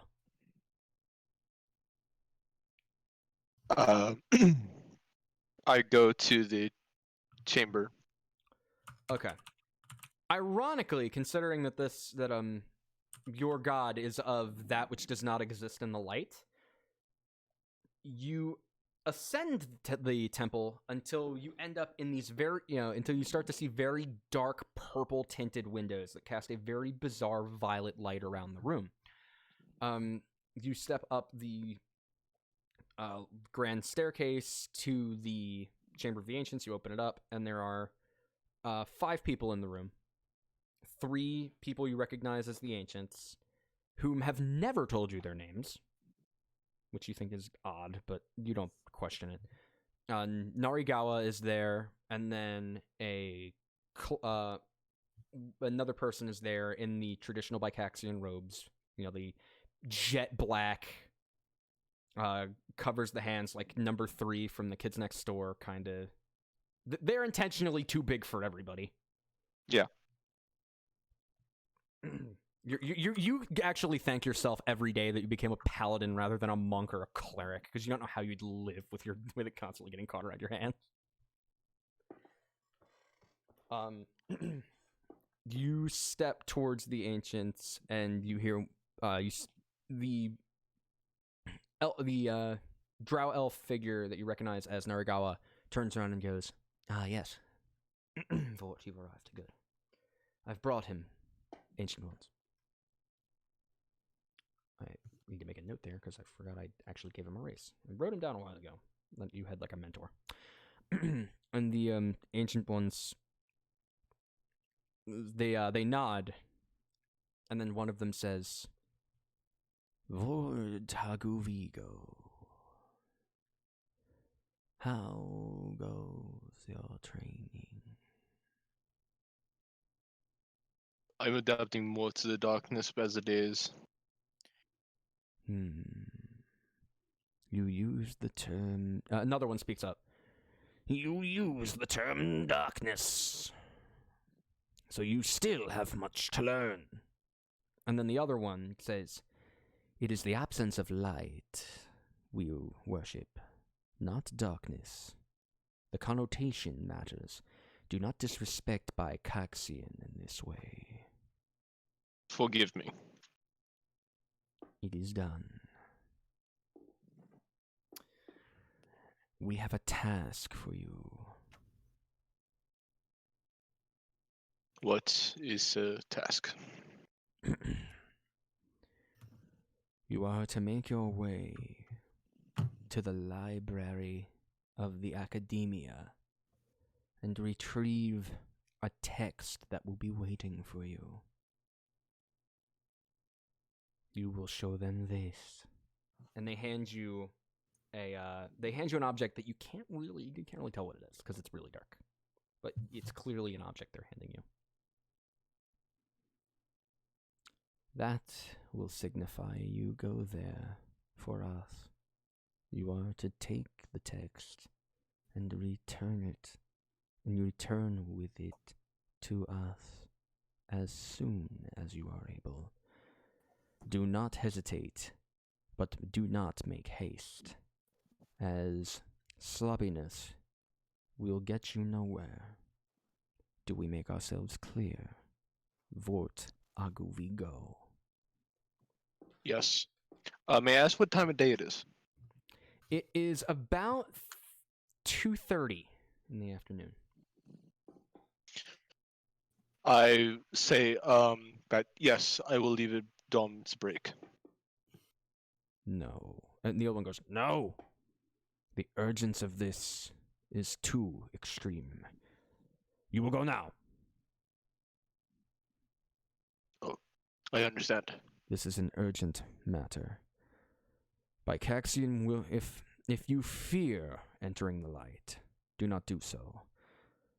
Bikaxian has seen through it that Nutaxian will guide your journey in his stead. Go now. Vort Aguvigo. I leave the room to get my supplies to head off. All right. As you as you put your armor on, your jet black tinted metal armor, you with the holy crest, you pick up your holy symbol, and as you step in, out of the temple, you can see some light cascading down, through the edge of the tunnel that guides you, that leads to the temple. Okay. It is at this moment you question, why on earth is our temple underground if we could just black out the windows? And then you question, why do we have an upstairs portion if our front door is underground? And then you panic because you realize all of these thoughts are sacrilege, and you just ignore them and move on. Sacrilege.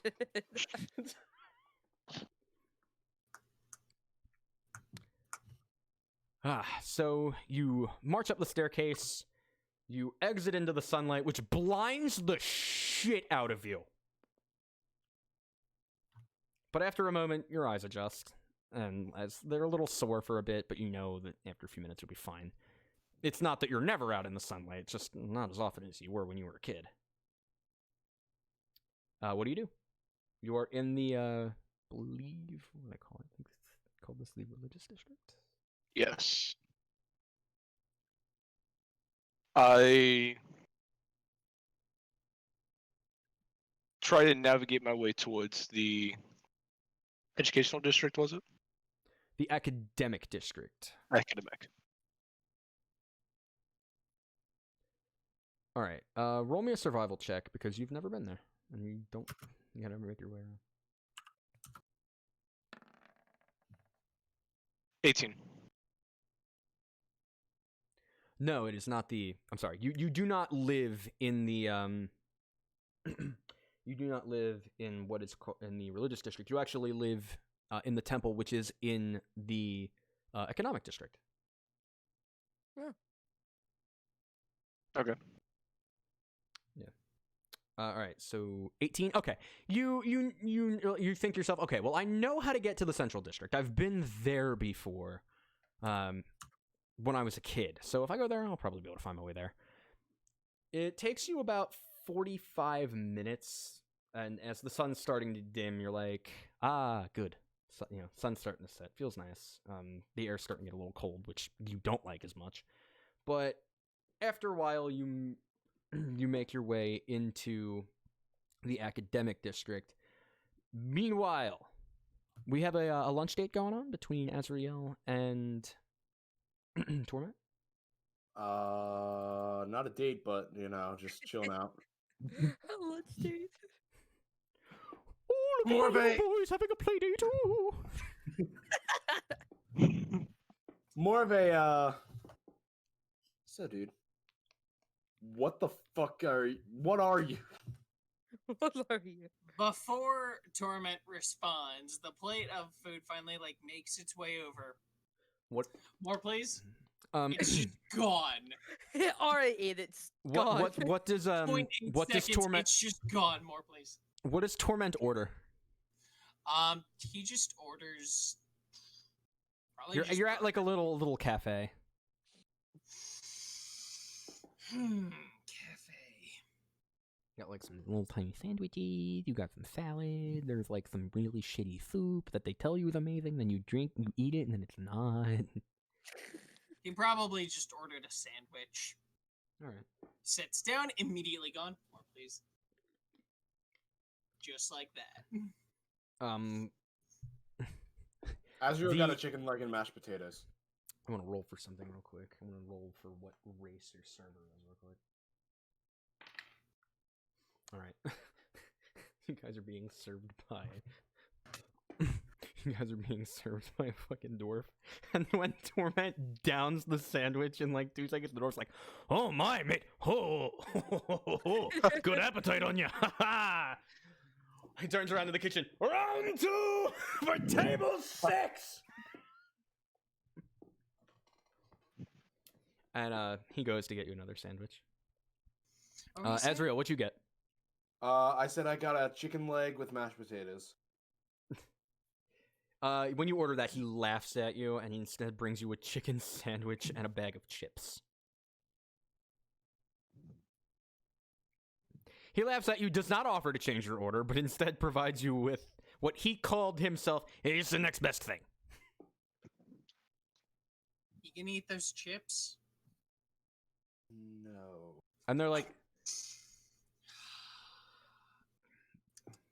A few minutes pass, and they arrive at the table with another chicken sandwich to put on, and they put it on top of the first one, another bag of chips, and another, I believe, I don't know, you got like a, Torment, you got like a stereotypical, like, you got like a ham sandwich. By the way, rye the servant with some- followed us. another. Round 3 for table 6. You gonna eat any of your stuff? Yes. You can have the chips though. And Azrael will start eating his chicken sandwich. One of his 2 now. Yes.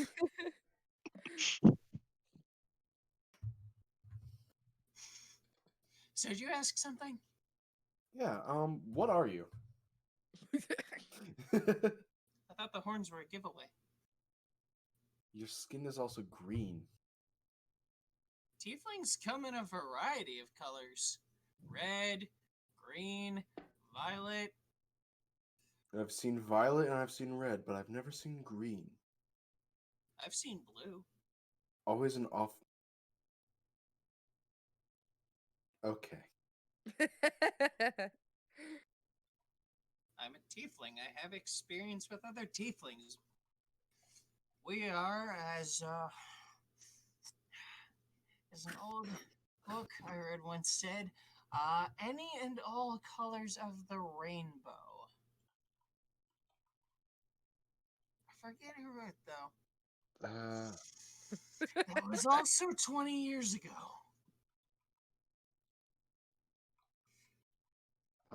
Okay. So yes, us tieflings can appear as green and also the standard red. I swear I know you from somewhere, aside from the lab. You look a little familiar too. What'd they say your name was again? Azrael.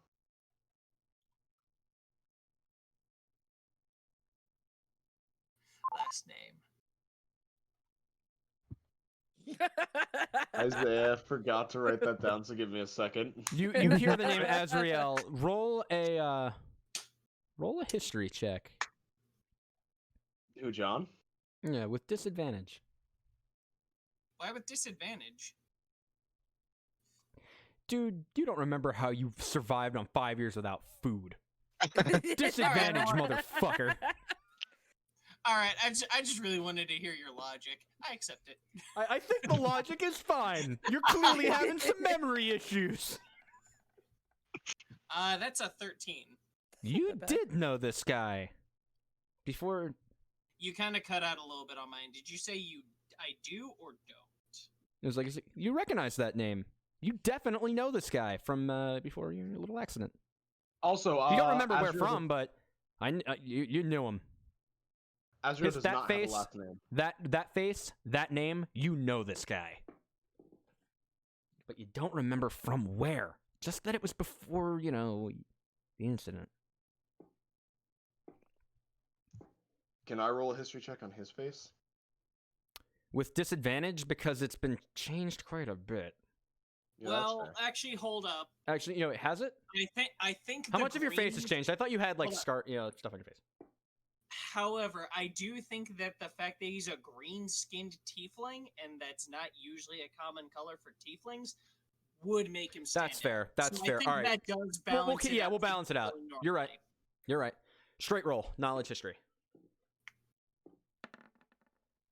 Fair argument. Oh! Yes! The...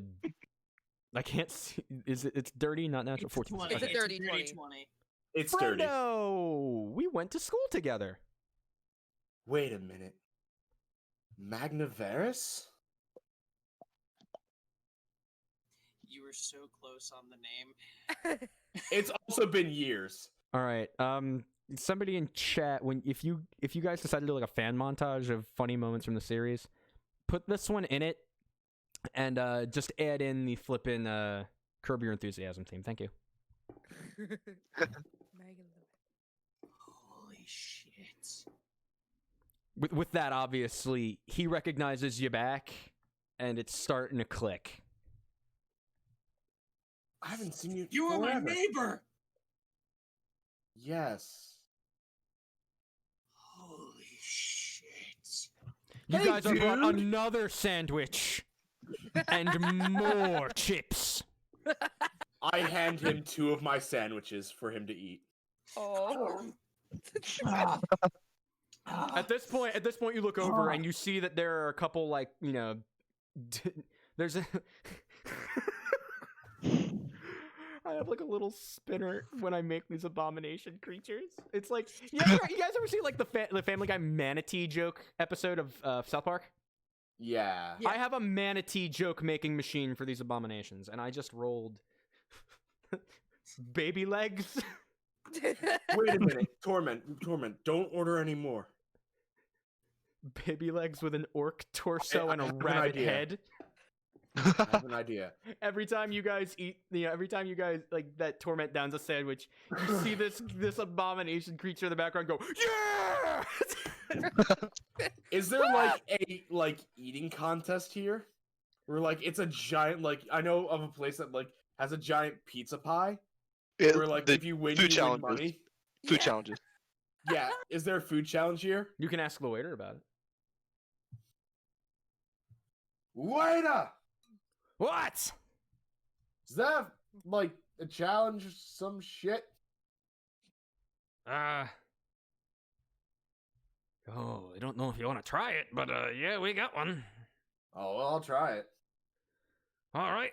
He comes up next to you, and all of a sudden, like you hear like the flippin' abomination, because that's what I'm calling all these guys. They don't have their own race. They're just abominations. The baby-legged orc body with a rabbit head abomination just starts going. There's like, he's gonna do it. He runs back into the kitchen, and he goes, "All right, the challenge is named the 5-Knuckle Shuffle. It is one of our Gutbuster sandwiches with our Inferno Blazer chips and Acid Breath Cola with extra spice. If you can eat 5 of this meal in 5 minutes, your meal is free and you win a 25 gold gift card. Limit 1 challenge per customer." Can Mag, do you want to do this? I mean, I'm hungry. By the way, you guys, when you walked in here, you know this cafe's name is the Knuckle Sandwich Cafe. Oh, okay. Perfect. Yeah, I you mean, didn't I'm mention just that. not sure. I if follow didn't, but reference that's why the challenge is called the 5-Knuckle Shuffle. Okay. I'm a little concerned I that I would. don't qualify for this challenge, though. I only have 4 knuckles. Azriel rotates his hand to point his thumb upward and points to the knuckle on his thumb. Oh shit, that's right. That does count as a knuckle. Okay, I'm good. All right, you think you can take this? Sure. All right. And the dwarf goes, "All right," and he leaves, and he comes back with a waiver. Oh god. Shit. It says, "We are not responsible for any damage done to you by the food we are serving. You understand that the risk of intestinal damage and or other physical impairments due to this challenge are not the responsibility of the 5-Knuckle Shuffle. It's right. Don't sue us. You know what you did." And then That's at the not bottom, That's not why Torment is saying shit. He couldn't care less about the waiver. He hasn't had to write his name down in 20 years. well, he wants you to sign on the dotted line. Just plus scribbles. Oh, challenge rules are also described. It's pretty much the same. The one specific addendum he didn't notice earlier: you cannot order milk. There is no magic, and no milk, no magic, and no milk, no magic, and you cannot ask for. And your mouth must be empty by the time the 5 minutes are up. He just kind of writes the letter T and then just kind of scribbles because he'll figure out how to spell the rest of his virtue name later. Now's not the time for that. He He says. hasn't had to write, in says- 20 years. He closes it, gets up on your table, and goes, "All right, listen up. we have a challenger, and like all these like all of these patrons, most of them are kind of confused, and a few of them who are clearly regulars are like, yeah, shuffle, shuffle, shuffle. You notice that there are some like the orcs are like there are like 2 orcs in the room who are like super into it. There's some others as well who are clapping, and they're like, woo, let's see it, eat some food. And you hear this loud banging coming from the kitchen. And, like, the flippin' abomination creature is, like, jumping on the counter trying to build hype. A few minutes later, this large... I'm still not super familiar with the types of demons, but this large monster, like, clearly a demon, comes out with an apron that says, the cook has no lips, but the thought is appreciated.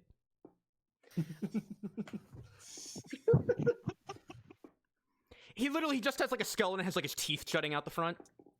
Well played. He walks towards you and says, oh, and goes, well, I actually have a voice for this.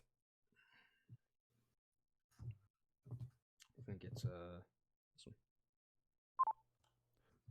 one. Alright, which one of you is attempting the challenge? Just points to himself. Alright, by signing the waiver, you understand the rules, you are willing to follow them. We are not held responsible for any damage the food does to you. And, no milk. They always ask about milk. Good luck. If you succeed, we will have a 25 gold gift card, a free t-shirt, and you will get your face on the wall. And he leaves. 5 minutes later, you are brought out a plate that literally has like heat waves rising off of it. Wow. It is a sandwich.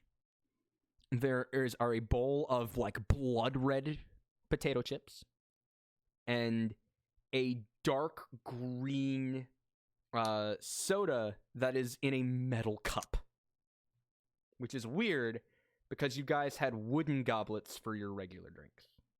Can I read the rules real quick before the timer starts? Yeah, you can ask for them to bring the waiver back out, and they will bring it back. Yeah. All right. I need the specific wording on the rules. No milk. No milk. At all. At all. No milk. Okay. Yeah. You ask, and the gnome goes, people have tried to sneak milk into this challenge more times than I can bet. Fucking pansies they are. Listen, you sign up for the 5-knuckle shuffle. You better be ready for the cards to get scattered. And you see, like, the orcs are doing the John Cena thing in front of their face. What B? Yeah.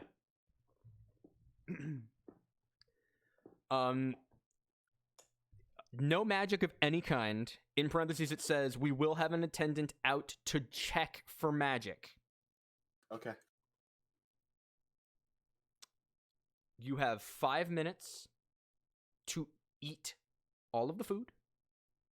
At the time of 5 minutes, they are going to check your mouth, your hands, and it even says we're going to check your clothing for any trace of food. It's a good thing that Torment doesn't wear sleeves.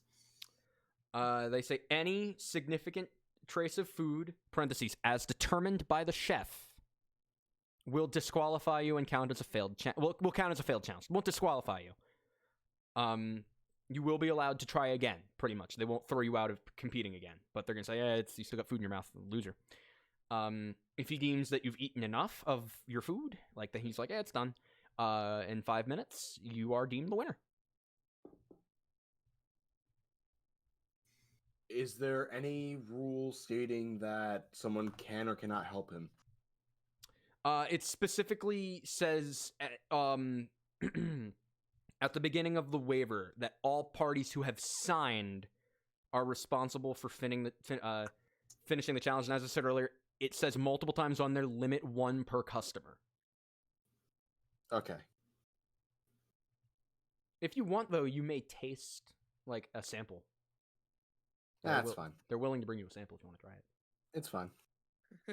All right. Torment, are you ready to begin? You got an audience. People are excited. Torment is prepared. All right. 3, 2, 1. Con save. Oh wait, shit, that was. Oh wait, I'm not proficient in con saves anyway. So let's do this.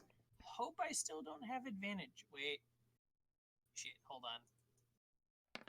Let me. Okay, yeah, I'm still at disadvantage. Shit. Okay. Now here we go. That's Pretty good. 15. 15. That's pretty good. 15. It's not bad. It's pretty good. It's spicy, but it's not the spiciest thing you've ever had. The sandwich has got a really nice spicy mustard sauce. Clearly it's spiced. It's spicy salami, and it's ham that has been has some spice put into the what is it, like the rub that it was cooked in. The bread actually has pepper flakes baked into it, and you notice that for whatever reason, even the lettuce on the sandwich tingles your tongue a little bit. The chips are good. They're not as spicy as you thought. It's kind of weird. You figured they'd be worse. You get to the drink, and you are drinking fucking acid. That shit burned on the way down. But you got it down, and you don't feel like you need to throw up. Sweet. The second plate is headed towards the table. He inhales it, and now Con save. Oh! Natural fuck. 1! God damn it. But he got a 3. It's not a natural 1. It's a net one. You put this sandwich in your mouth, and you learn why this challenge is so hard. All of the spice that was lingering in your mouth, the moment more of it enters, magnifies. It went from being something that really wasn't that spicy to being something that really had a kick. And the more of that sandwich you ate, the spicier it got. By the time you got to the chips, your mouth was on fire. You were trying to choke it down, and you got through some of your chips. Maybe I'll wash it down with some of the soda, and you spit it out. You just can't take it anymore. Your teeth are hurting. This is so unbelievably spicy. And the gnome says, "That's it! Is that enough? Loser!" And then the orcs go, "Loser!" And like some of the people clap and they're like, "Hey, it was a good try. It was a good try." And you feel like you need to go and take the worst crap ever. Fuck it. I'll take the challenge. You say that and all the heads jerk around. And the dwarf's like, "Really? Oh, all right." He brings you a waiver. Give the waiver. He gives you the waiver. He writes in very fancy letters, Azriel. He gets up on the table, does his spiel again. The chef comes back out, and he applauds. he applauds your courage. He's like, "I know it's got to be tough getting ready to even consider this after watching your friend go through that, but like, awesome. Let's do this." So he goes back into the back, and he comes back out a few minutes later. You got a plate. All right. Timer's started. Everybody's got their eyes on you. Roll count. Oh, timer's... All right. No, do you want to do something before the timer starts? Same thing. It's spicy. It's not that bad.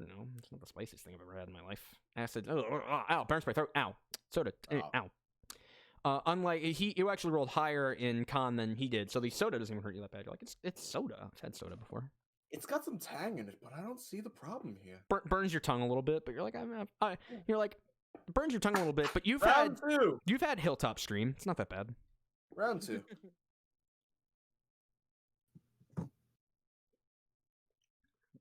They applaud, and the chef comes out with another plate.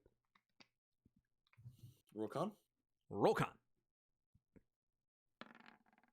16. All right, this is smelling spicier.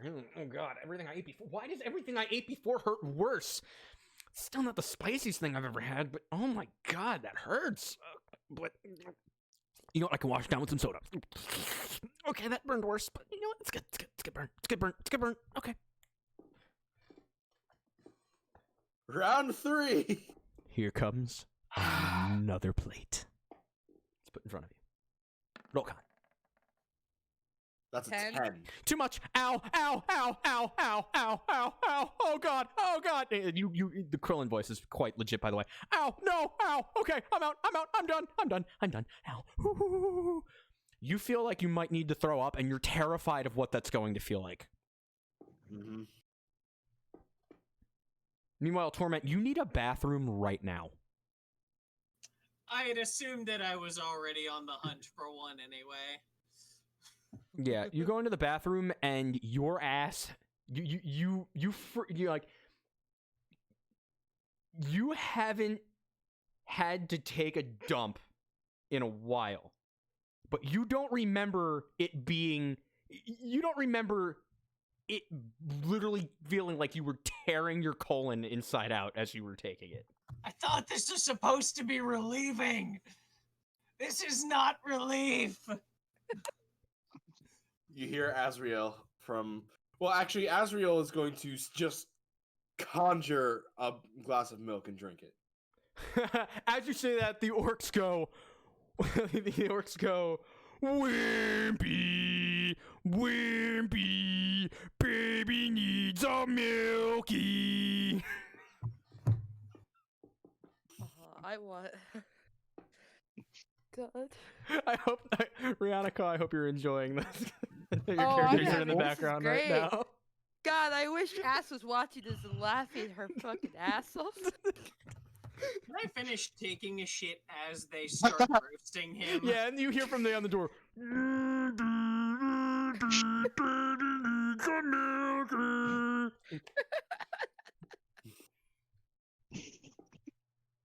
don't appreciate that.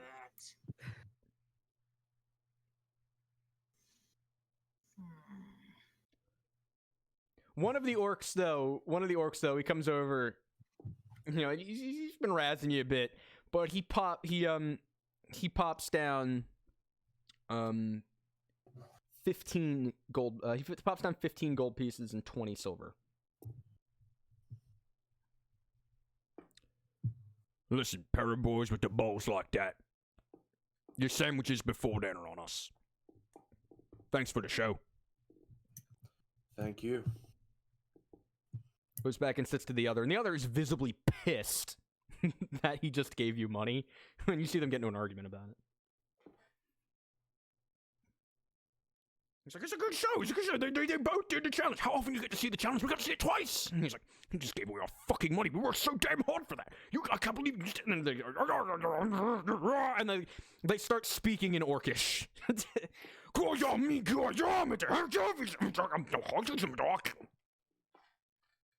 I don't know what the actual words are. I will look them up later. It's like the loud guttural orc noises. It's Orcish. Yeah. At this point, Torment, you're getting out of the bathroom. Hold on, I gotta. Did you wash your hands? Yes. Okay, good. Because you notice as you were, you notice as you were in the process of fucking wiping that your hands were burning. Like, it's that spicy. Like, everything that your shit touches burns. It's official. My hands are now the cleanest part. His hands are now the cleanest part on Torment's entire body because he literally crawled through mud and dirt at the beginning of this episode. Chad, I know you probably weren't ready for, like that to come up, but be honest, you're happy it did.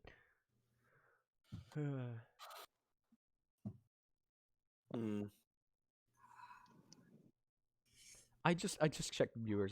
I haven't had my viewer count up because I'm trying not to let it distract me. 6 people just watched Magnum Torment burn his hands on his own shit. Perfect. Perfect. So proud of my I was very worried I hadn't put enough Nasty work into this boy. campaign going in. Now I'm afraid of what I've done. Afraid of what you've done. I've made a monster. Well, I've created the world's most evil sandwich. Asriel is going to get up and pay for his food.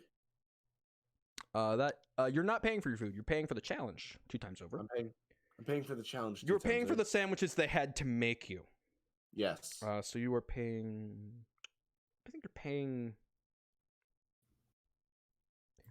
I don't remember how much I made the sandwich cost. We'll call it. You pay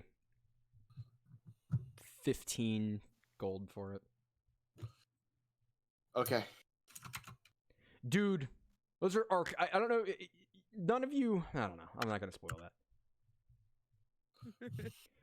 I want you to roll detect magic on the sandwich. Not roll, just cast it on the sandwich. I don't have detect magic. I know you don't. I have detect poison and disease. It doesn't come up with anything if you use it. Don't even bother. It won't work. All right. Chat, you don't want to know what was in that sandwich. You really don't. And if you were asking me what's the recipe, do it. Don't make it. Don't make that sandwich. Wasabi is the primary ingredient. Probably. You wish.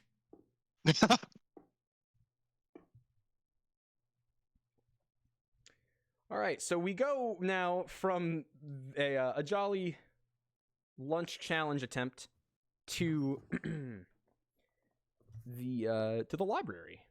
Be right back. Bathroom break. Ash, you arrive at a very ornate, very old library. Large pillars. You see statues, gargoyles. Very, very old, dark brick building that's surrounded next to much more refined, well-cut stone that has been sealed together with more modern, arcane means. This is brick and mortar. A lot of students around who are giving you a look like, wow, she's going to university? Damn. It's a little young.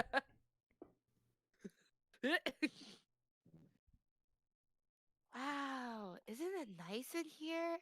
I've never been in a place like this. It just looks like something the mortals do to, what's the term they use? Flex? Oh yeah, I don't like it. Rich people love to show off their money. Like, I could never go to a school like this. You're not at the school, you're at the library. Or the library. You passed by the schools on the way here, but this is not where they are. Like those big schools, I could never go to those. Why not? I wasn't really the school type. William was, though. He was really smart. He could have gone to any school he wanted to. He could have done anything he wanted to. I really am not that type. Oh, very well. But What was it let's you go needed to find get? some demon books. Got it? Book, whatever. It is at this time. Do you go in? Yeah. Okay. You go in. It looks beautiful in here. Like, you know, like there's a difference between, like, you know, you got your town, like, public library. It's got, you know, shelves of books. Boring. No, beautifully painted walls. Stained glass. Art depicting. I don't remember the name of this god, so I'm gonna look it up. But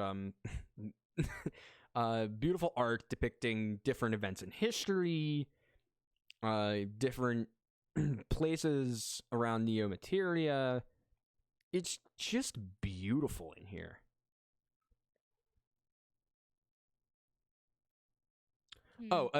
Depicting depicting a beautiful creature that you suspect is like a god or something. Just realized I can make you roll for that. She doesn't really care. Gives me time to find the name. Beautiful creature, probably a god. You're like, people they make these for gods. So I go to like, if I want to search for a book, I go to like a librarian, right? I've never really been in a library before. You Well- probably have, right? I don't know if libraries work here the same way they do in the hills. Oh, There isn't. spirits, you guys live here. You know how this works, right? There are a bunch of like ghosts of old librarians who all just turn to you at once and go, shh. Can you guys help me? She whispers. Shh. It's too loud in here. I can't do anything about that. And then you hear the librarian that's actually in the room. Shh. Meanwhile, outside the library, Vort, you're there. You found it. Hello, Voltago Vigo. You have found the library. I enter the Outside- library looking for the librarian. All right, you go in. Beautiful art and beautiful Gordon, art. I'm hungry. Librarian. Shh. All right, so you also go in. Both of you, separate from each other's rolls, both of you roll a perception check. Okie Okay. dokie. God damn it.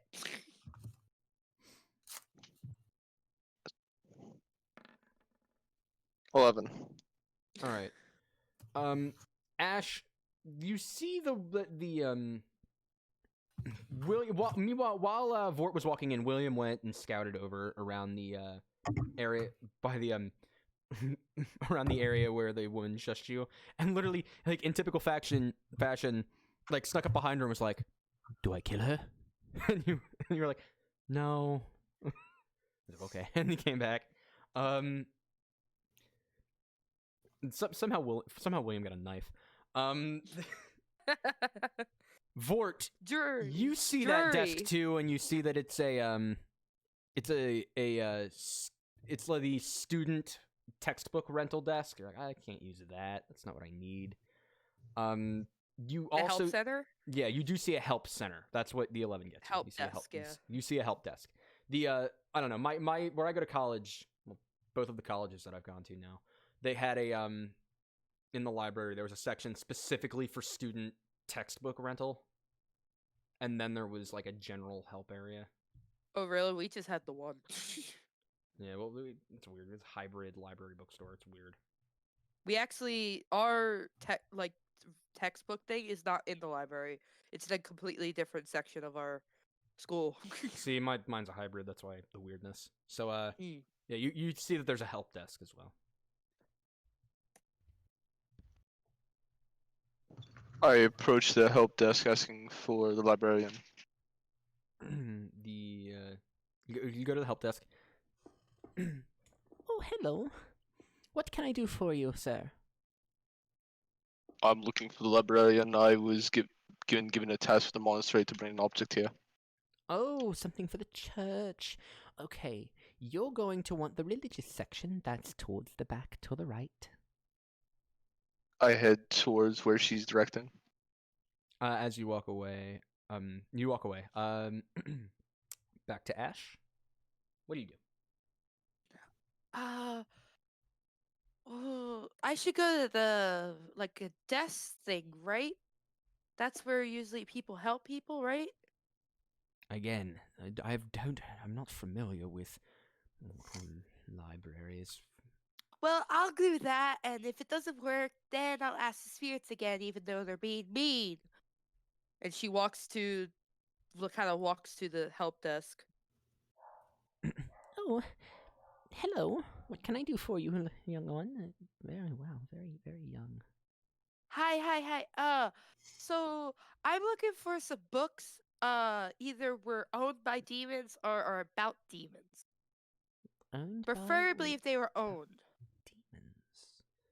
Perfectly owned by demons. I don't think we have any books that were previously owned by demons. We have books written by demons. We have some textbooks would probably have belonged to some of our students who have of demonic descent. We have very few, as they are not very embracing in the educational system. But Do you have any like do you have any like curse books? no, I'm afraid not here. We don't wish to expose our students to the dangers of the cursed books. If you really wanted, with a professor's permission, I could, let you check something out of the restricted section, but even then you would need direct supervision. Oh, okay. Well, what about the books, like more expensive books? Because I'm looking for some really cool books to read, and those are usually the cool books to read. Very expensive books. What genre do you like? Fiction, non-fiction? Ah, I'm getting it for a friend actually, and I think he would like nonfiction. I like the fiction, but he would like nonfiction. Okay, non-fiction. What kind? Okay, so non-fiction. We know that. What subject are they in? What subjects are they interested in? They like everything, a lot of history. They like money. They like banking and stuff, accounting. Oh, finance. Okay, that's toward the back as well. Kind of follow that man there in the dark armor, but instead of going to the right, when he goes to the right, you're going to go a little bit more towards the center to the left of where he's going to go. That is the that is the section for. Excuse me, my throat's a little dry. That is the section for business, as well as economics as well. You can find textbooks on economics there. Stocks, that sort of financial dealings there would be back there to the back there to a little to the left. Oh, thank you so much. I'm gonna go follow him now. Thank you so much for the help. She skips off and tries to catch up with the black armor dude. All right, so Vort, you hear a noise coming up from behind you, and you turn around to see a skipping, unbelievably pale girl coming up behind you with a big heavy backpack on. Looks a little young to be a student, to be quite honest. Hi, you're going the direction I'm going. I have to follow you. Hey, you seem a little young to be here. Oh, I'm here because my friend has a library card, and I wanted to read some books. Okay, I don't mind if you follow me then. You're really tall. Why do you have black armor? Oh, will you be my friend? You look like a nice guy. I'm a monk from the church. I don't really count many people as friends. That's pretty mean. I don't know why you would want to live a lonely life like that. Friends are the way you should survive, and you can't live without friends. I know I can't. All Brianna's characters 2020 fight me. Ash, roll a perception check. Okay, I've got to. Perception has not been doing well for me. God damn it! You got what you needed. Oh, good. He's got what you would know as he's got a clingy spirit. Hey! They're you keeping have a friend! they're keeping very close to him. You have a friend? You have a friend too! What do you mean, a friend? He's on you. You can't see him? No, there's nothing near me other than you. Oh. Well, you have a friend all the time. They stick to you. What's your name, little fella? Or not fella? I don't really know. Let me roll something. Let me roll something for them real quick. Roll persuasion, Ash. Persuasion? Yup. That I'm good at. Come on! Yeah! Oh! Oh, you weren't kidding. We're rolling off as I had as both of you rolled a nat 20. But I have 23. So do they. God damn it! 23, What is the 23, both of them chances? natural on the dice. What the fuck? Gets a nat 20. Doesn't even matter. I fucking hate my life.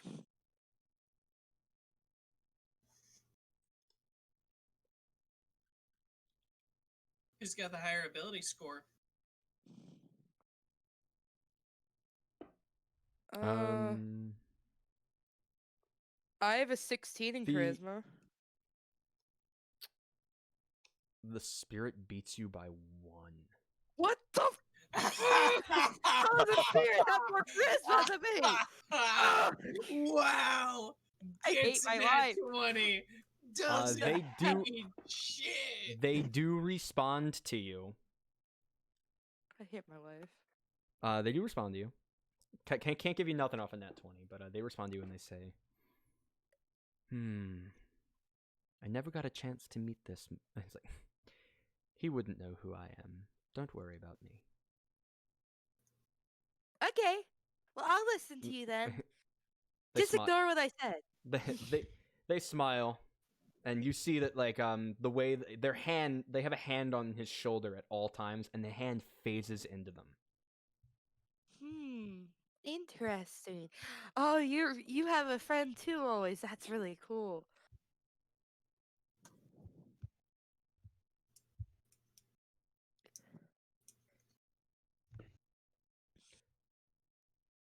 Yep.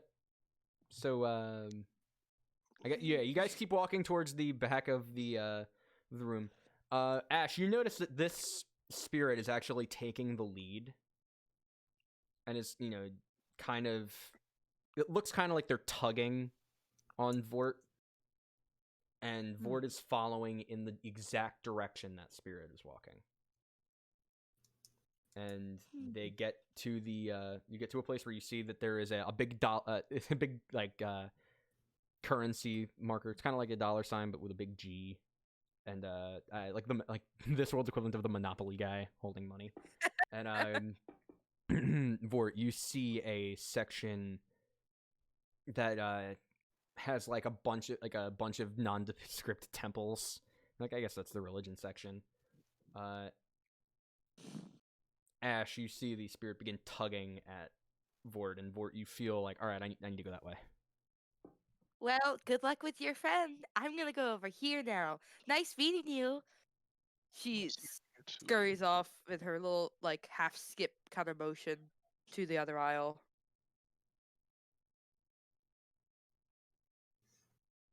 I follow the lead of. You don't know anything's there. You just feel like something's urging you to go that way. You got a feeling. You never got a gut feeling like, I feel like I need to do this. You have like this weird feeling like, this is where I need to go. I need to go this way. Okay. I follow my gut towards where I need to go. Attaboy. You get to the desk. There is a there is another cloaked figure. They have a different holy symbol than yours. You can roll religion if you want to figure out what it is.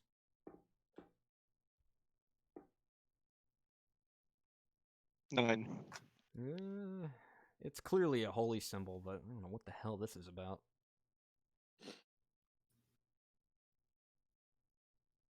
I introduce myself.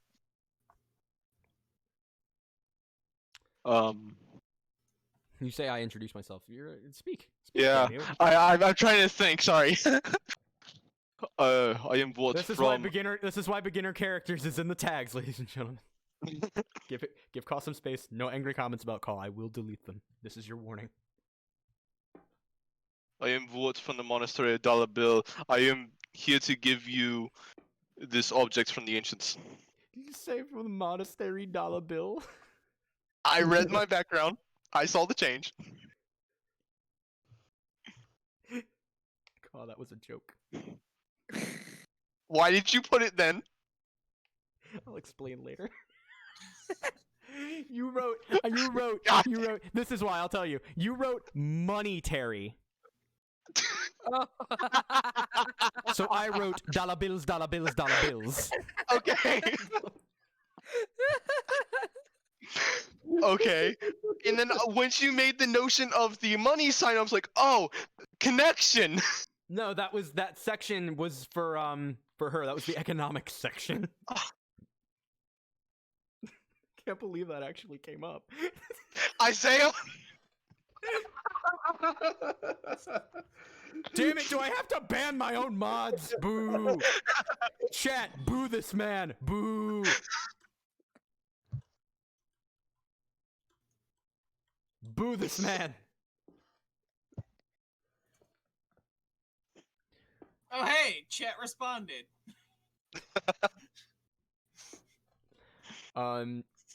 Yeah, chat definitely responded. Definitely wasn't me trying to encourage them. Totally wasn't me. No, you are not. Shut up. You had your one word. So, audio listeners, don't worry about that. That was him being an idiot. We might have to edit that out. So you get to the, you say you're from the monastery. You're from the monastery. Which one? From the monastery of Bycaxian. The Bycaxian Monastery. Well, we don't have any deliveries for them at this time. I'm sorry. What? Okay. This was an urgent matter. I don't presume you were told. No, I was not. I'm sorry. I hand over the object to. Oh, I boy. reveal the object to him. You notice that the object you're holding is a it is an obsidian version of your holy symbol with a gold trim, and on the underside is a a word, or it looks like a word but written in do you speak celestial?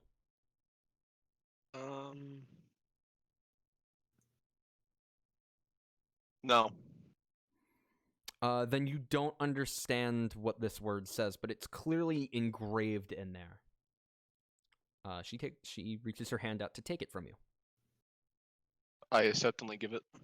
She takes it, and she says, "I'll be right back."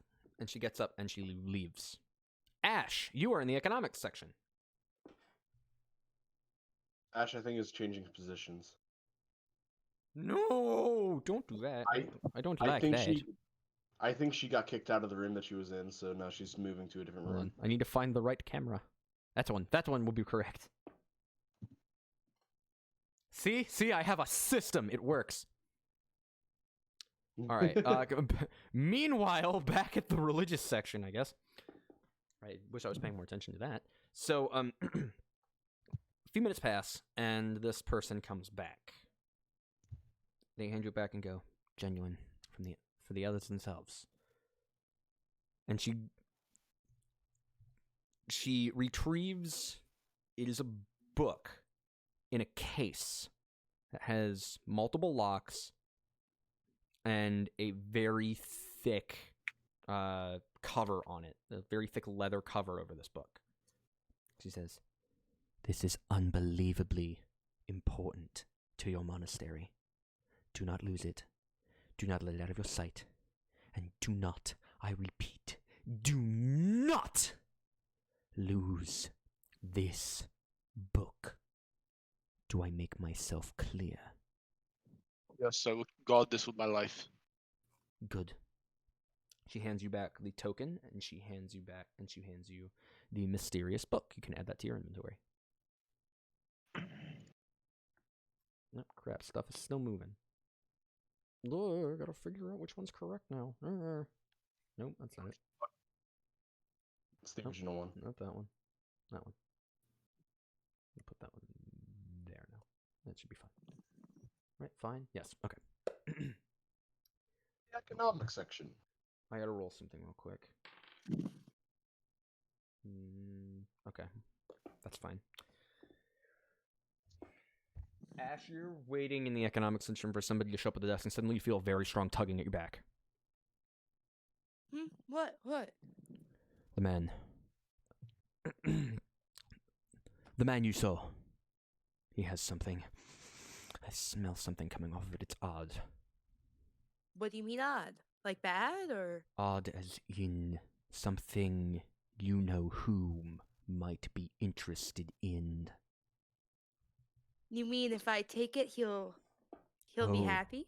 If that scent is what I believe it to be very pleased. Okay. Well, do you know what that scent is, so I know what object I have to take? It's being covered by something. Is it that spirit? No, it's something else. It's something else. You want to get closer? Yes. Okay, Follow I him got now. you. Wait, I got you. She reaches behind her back and she casts. Give me a second. Click on the spell when you cast it. Invisibility. She casts invisibility on him. Boop boop doop boop doop doop. I guess, yeah, I guess. But yeah. Casting it at first level. What is that? Second level, I'm guessing. Yeah. Don't I have to because I'm a warlock? Right, you cast it at whatever your max level is. What's the Yeah. highest level you got it at? 2? Right now? Should be, right? 2. Should be. Yeah, Should be 2. 2. Should Yeah. be 2, I think. Yeah, it's 2. Brain! I just hear Gemsex in my mind. Second level, dumbass. Like, excuse you. I only had seconds back then, you idiot. I'm sorry, I just played you. I didn't keep track of that shit. When Oversight comes back, watch that, because we won't be here. We'll be on Rocketsphere H channel. So, yeah, your familiar is invisible, but he's still waiting for a command. Okay. I want you to get closer and figure out what it is. And if you have an opportunity, I'll distract him and you steal it. Very good. You feel it, the weight vanishes from your back. Vort. You got the book. What are you doing? I'm immediately going back to the monastery. Okay. You see him start to leave, Ash. Oh, sir! And she quickly walks up to him. Little one, I have no time. I am on a mission.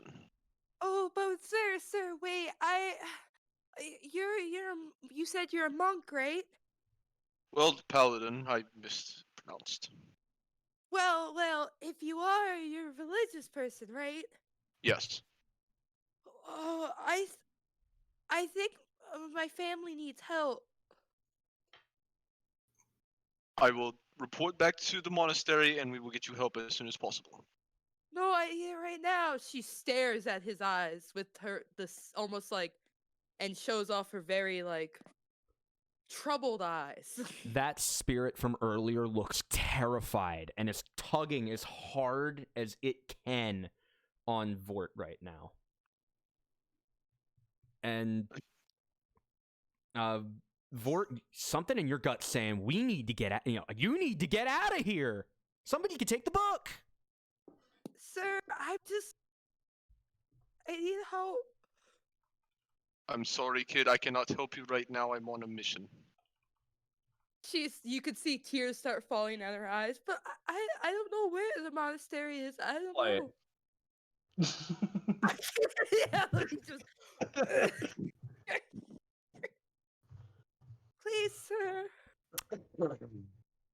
Hey, If you need help, Vort.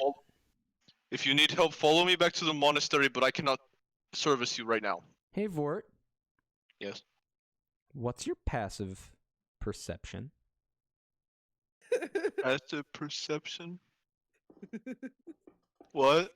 What's your passive perception? Should be on your sheet towards the bottom left, I think. Somebody more experienced on Roll20 than me, help me, because I don't want to pull up the sheet. Yeah, it Push should be everybody- at the bottom left, directly above tool proficiencies, underneath of your skills. 10. Hey, Ash. Yeah?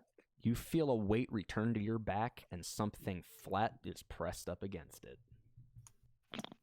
Well, okay. Well, I'll leave you then. I'm sorry for bothering you. I'll find my way over there. And she just puts her head down and she continues to cry. She walks not quickly, but like walks off.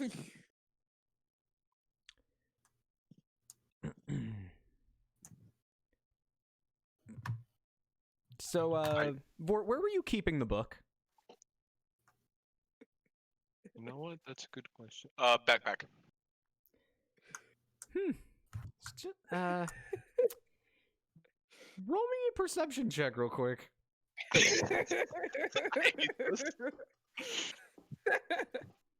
16.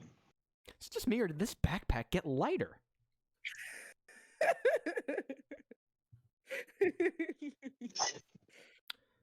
Ash, meanwhile, you're hearing screaming from across the library.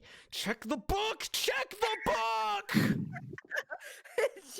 she immediately, the tears just she literally just wipes them away and they're completely gone. She's happy and she's skipping, and she skips out of the library with a biggest grin on her face. Vort, the backpack's feeling lighter. I check my backpack. Your book is gone. I groan. That little kid stole my book. I attempt to track her down. All right. Let's get a pair of contesting checks going on. Ash, stealth. Vort, perception. Good luck with this. You're both still in the library. Ash trying to get out. Vort trying to find you. God damn it! I need to refresh roll 20. It's not loading for me. What did you guys get? 7. I got a 7. He got a 6. All right, let me refresh. You got a 7. He got a 6. Yep. Wow. Vort? Yes. We got a problem. There's no girl. It helps that I'm literally light on my feet. Ash, you kind of take a peek back. He doesn't see you. And I quickly walk to the more crowded area, away from it.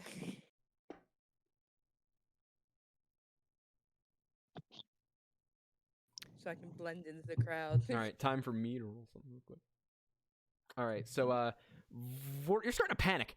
Oh God, I just said I'd protect this book with my life. That librarian seemed very serious. The elders wanted this book. This is big bad need find. Oh no. I want my. Yes! I'm so happy I rolled what I just rolled. Ash, you make it to the door, and then somebody grabs your shoulder. What? It's an attendant. Find everything you need, okay? Yeah, I did. All right, can I see your library card? Yeah, of course. She pulls out the card.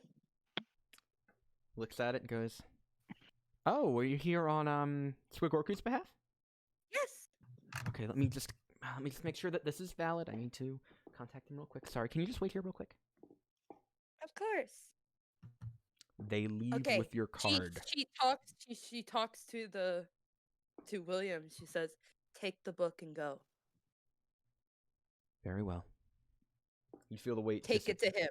You feel the weight disappear off your back. Take it to him." You feel the weight disappear off of your back.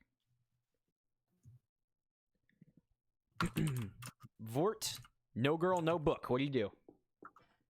I go towards the attendant's desk. Okay, as you start making your way back towards the attendant's desk, I want you to roll perception again. Ash, stealth 19. disadvantage.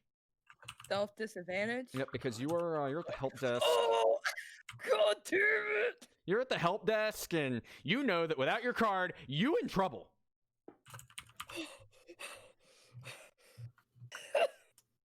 God, I wish my dex was better. Oh, I got a 22. You see her at the door. No, and I had a 20. Shush, Dad. Shush. I go up to confront her. There's no book on me.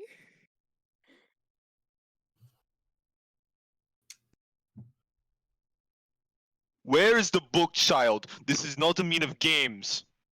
Book? What are you talking about?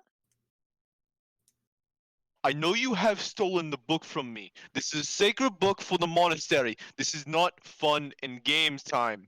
Did you see me steal the book? I did not see you steal my book, but you were the only one around who possibly could have. You're accusing me of stealing something I don't even know of. You're stealing. You're saying to me, a stranger, and I was only nice to you. And I was the one that asked for you for help, and you refused to give me help. You feel that weight return to your back, Ash, and you hear a voice in your head. We have a problem. What? Are you saying this out loud or in your head? In her head. The book won't come with me. I can't bring it through. So I have to go with you then. I don't know. I just know that I can't bring it with me. So he has to come to us then. Whatever the case may be, we need to get out of here. Okay, I can do that. Wait, hold up. Hold up.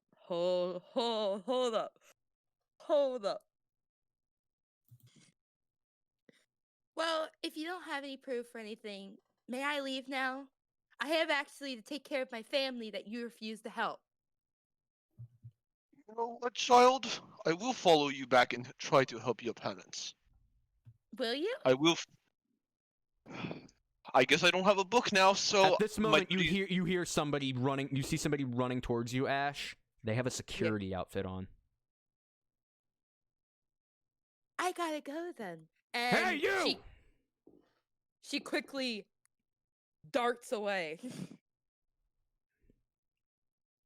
And she puts up, she quickly runs away and she puts up minor illusion of a door. Or a wall. Can you Remember, minor click illusion. minor can illusion? only I don't occupy think. 5 by Is that 5 how space. does it work? I've never had Five- minor illusion. So 5 by 5 space. Yeah, I was gonna say. 5 by I don't 5 think space? minor illusion's making a wall. God damn it. Case in point, I have used minor illusion before to conjure a teleporting sheep. Minor I see. illusion in one spot, minor illusion in another spot. How to get there? Teleporting sheep? Okay. I am going to use then. I'm gonna use invisibility on myself. This is my last spell. Can I do that? I can do that, right? Does it just switch over from him? I've never had these Yeah, spells, and so I don't. he stops being invisible, and you start being invisible. Okay, so they just see a. Oh God. A floating they- backpack. Well, it's a little less obvious, I guess, and I quickly dart as fast as I possibly can out the door. Hey, Ash. Yes. Something's wrong. What? Door's locked from the outside. Hey, Ash. What? Does a 16 hit you? A 16? Yes. For what? Look, Gordon, a rope! We can use this to capture the thief who triggered our anti-magic security!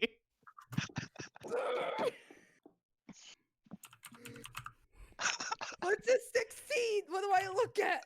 You see a rope hits you. It's a weighted rope, so you are knocked prone and trapped in a rope along with your pseudo dragon as a security officer proceeds to tackle you to the ground. Two other guards show up and go, found her. Why are you doing this to me? I haven't done anything. Points to a sign that says, "No magic." It says for the safety of our it says for the safety and protection of our precious knowledge, we do not allow the use of spells or cantrips in the vicinity, No and one all told magical me. items must be checked at the front desk. No one told me this. How am I supposed to know?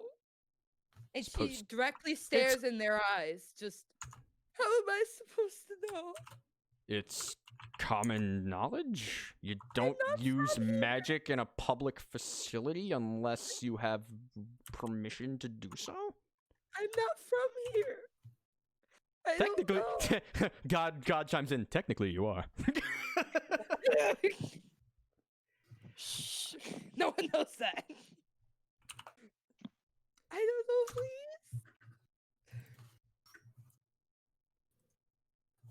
He's currently, you notice he's actually rifling through your pockets. He's not rifling, but he's actually giving you a pat down. And William is like, oh God, he's touching me. No, it's weird. It's weird. I don't like it. He goes, the hell? And he starts trying to reach into the backpack that you're not wearing, and William bites him.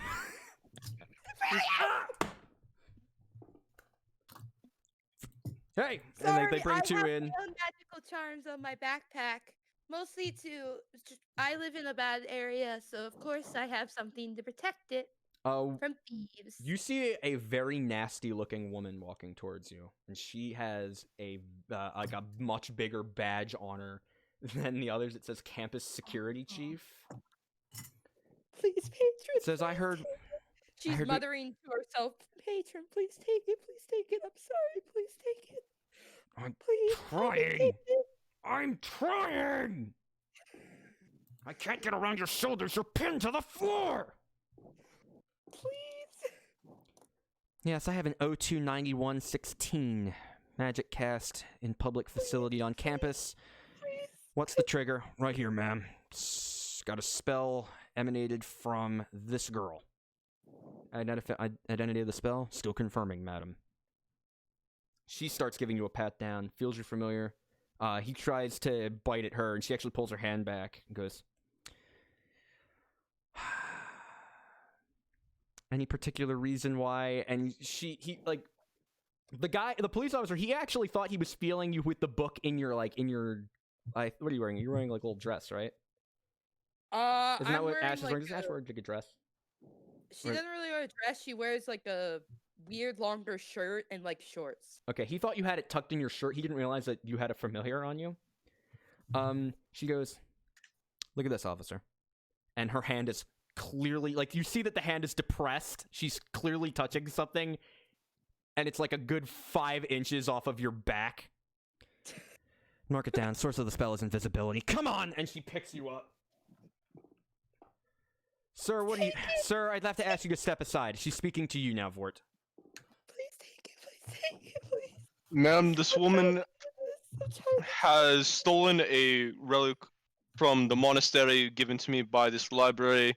I need to get it back. We'll mark that down ourselves. Come with me.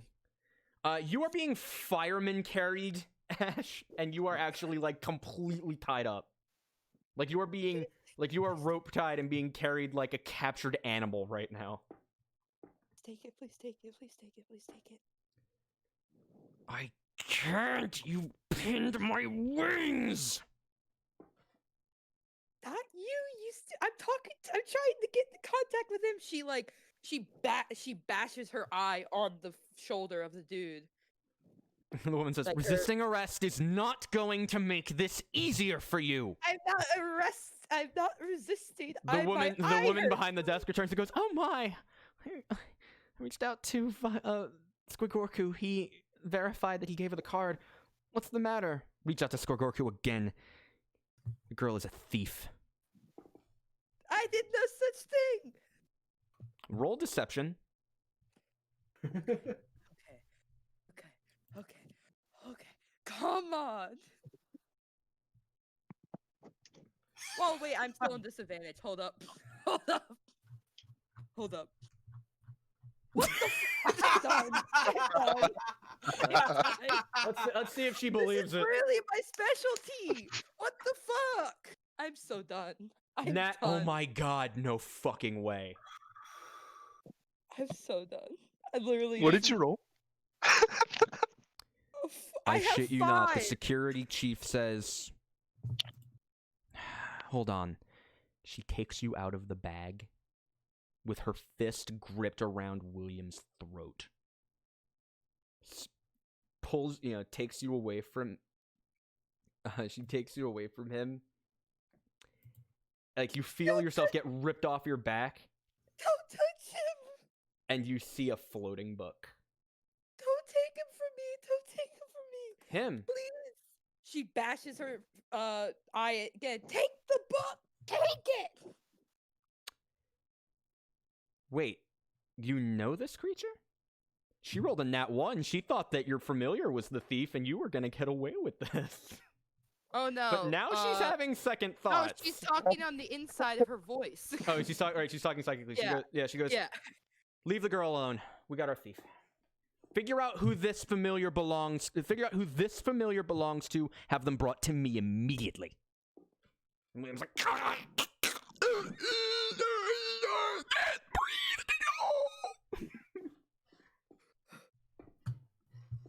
The book is floating. One of the guards rips the book out of William's hands and hands it to you, Vort. You got your book back. Thank you. I will be on my way now. The girl's free to go. They take the net off. You are handed your library card. You are without your familiar. You stupid, you didn't do anything. You're supposed to do something. I can't lose him again. I can't lose William again. I can't lose William again. She starts full on shaking and just gripping her head and rips the flower off her head and rips it apart, the blue flower. Vort, you're right next to this. You're watching this, bud. Little one, what seems to be the problem? Everyone's against me. Everyone's against me. I can't lose it. I can't lose it. Well, when you promote thievery, it's hard to be with someone like that. I didn't steal. Roll The book in your deception. Oh, I swear to fucking God. What the? Hey, Vort, can I get an insight check from you, bud? Insight? I hate Okay. my life. I want to die. Oh, She is lying to you. She took your I s- book. I hate my life. I literally, it's my specialty, and I can't. Can I roll dice? No. Can I roll dice? No. No dice. Weird, okay. If I'm not allowed to use my kick-ass dice tray, you're not allowed to roll dice either. I'm so done with roll 20. It hates me. It hates me. I've not rolled I've only rolled one nat 20, and even then, my nat 20 was useless. I hate my life. I hate my life. All right. So at this point, we're going to rejoin Torment and as Israel. Guys, it's getting pretty late. It's like 7 o'clock now. You guys have been out talking for a little while. Torment's hungry again after about 2 hours. And you know, Israel, that your wife is gonna be pissed. You were supposed to be home hours ago. I'll just call her up on the man mirror real quick. No. No. There are items you can get that'll allow you to do that, but they're very expensive. Very expensive. Torment looks up at the sky and wonders, what time is it? What kind of knowledge check can he do to find out approximately what time it is? Knowledge. Oh, Go ahead. I was about to say, Azrael will probably know the time just based on the position of the moon. You have a watch. I can also just look at my watch. Yeah, I watches exist in this world. That's a technology that the devils brought over because they have no sun and moon to tell time. Okay. Azrael, what time is it? About, did you say 8? It is 7 o'clock. About 7. don't exactly. It's have 8 on the East Coast. I don't exactly have a place to stay. Can I crash at your place for one night? That face. You're just like, How about an inn?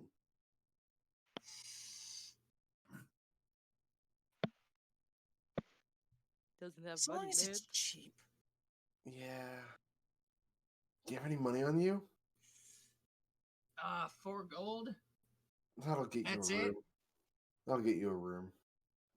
I spent all of mine on the food, which the wifey's gonna be pissed about. You're married? Potato, tomato. It's whatever. That's not how the phrase goes. You don't. You've been away for 20 years. Yeah, but I do know common phrases. Tomato, potato. You guys in the same district, you noticed some guards running over towards the library at this point. You want to go check that out? I'm hungry again. Do libraries have good cafes? Depends Only on- before 5. Why only before 5? They close. Oh. Well, let's go check that out anyways. Okay. Azriel will start running behind the guards. Torment, do you follow? Yeah, Torment follows. All right. When you guys arrive at the library, there are 7 guards. There's a cage. That is John, you okay? What the hell just happened?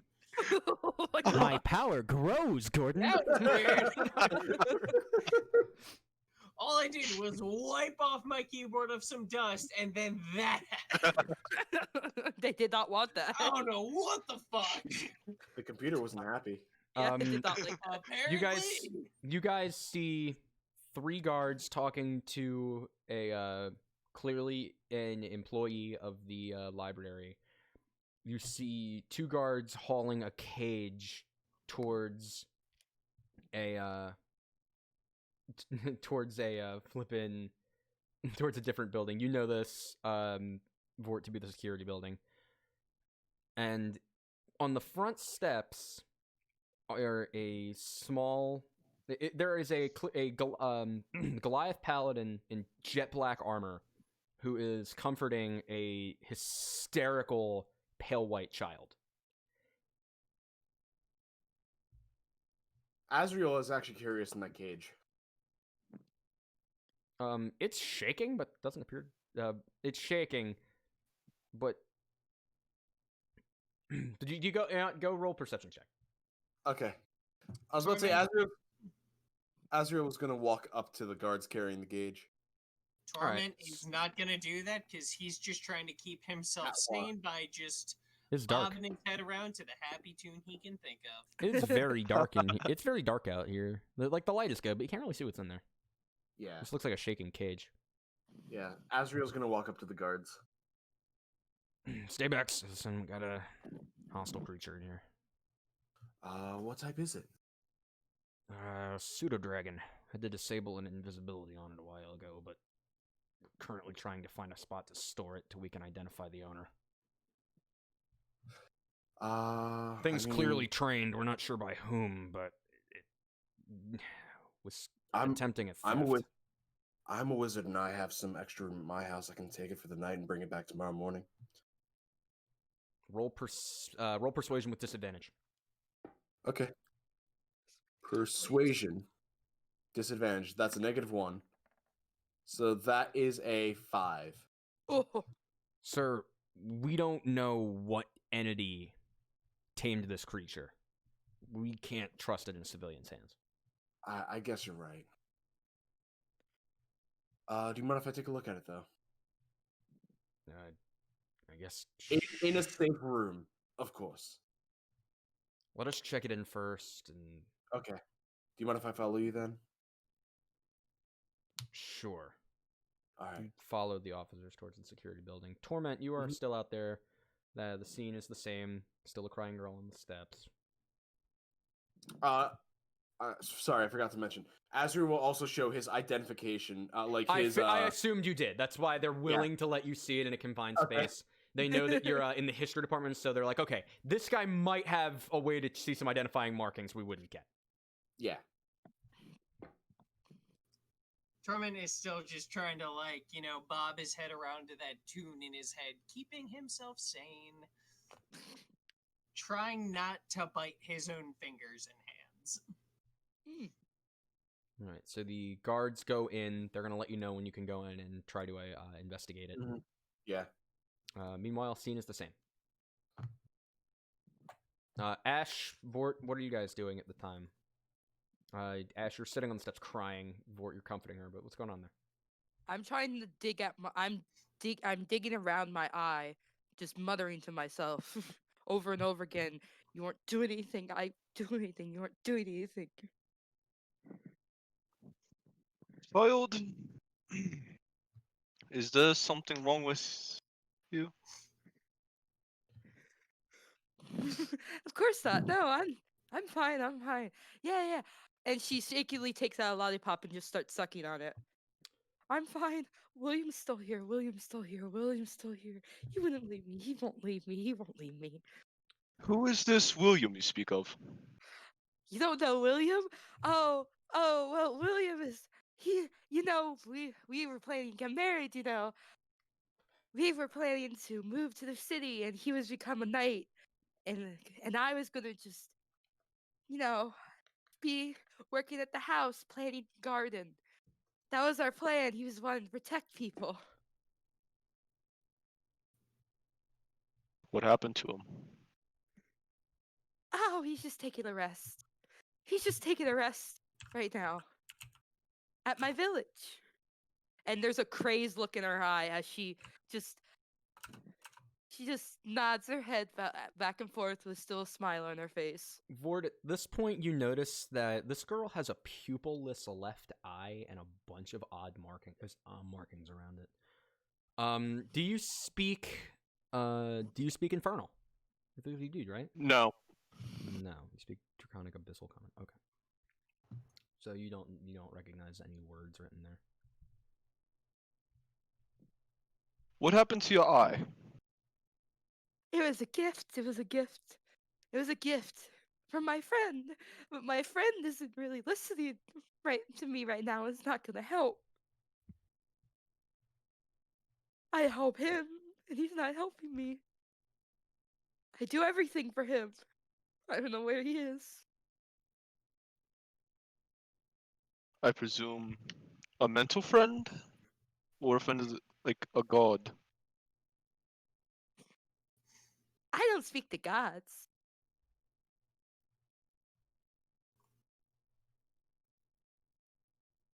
Gods don't like me. That's okay. I want to point out something as the DM, just because I'm noticing this thing. It's kind of funny. From a distance, Azrael is watching this happen. Torment and Azrael are both like 20 feet away from you. Torment is scratching at himself, and Azrael is just watching you guys talk. Yeah. really, Azrael's watching really creepily, and I think that's funny. Everyone's just watching from inside. Meanwhile, Torment's just like 20 feet away, looking like some kind of a medieval crack addict. You guys both see him, by the way. I look up and I say, they can help. They can help. They can help. They can help. She quickly stands up. Hey. She quickly walks over. Hey, you can help me, right? As she's walking over, Azrael's gonna point. Is she his finger at walking her. towards Torment or Azrael? Because they're not standing together right now. Yeah, Azrael is currently inside. Torment is the one. No, he's not. He's standing by like the front, he's standing by the front steps of the small security building, which is like, half like a block away from the. She quickly building. walks to Azrael. You are standing. You are the one standing there, Torment. Gotcha. She walks You up walked to over to Torment. the police She says, station. You know someone, right? As she's walking up to Azrael, he will point his finger at her and go. She's not walking up to you. I just said you're like a block away, watching them from that far away. Yeah. Standing in front of the security building. As she's walking up to me. What did I do? What did I do? All right, I walk Chad, up- I have a mission for you. I need you to meme this real quick. Just this, you know the template, so I'm just gonna say it. Ash walks up to Torment. Azriel. Oh, so you're approaching me. God damn it! You Joseph will hate always it find his because way. it's true.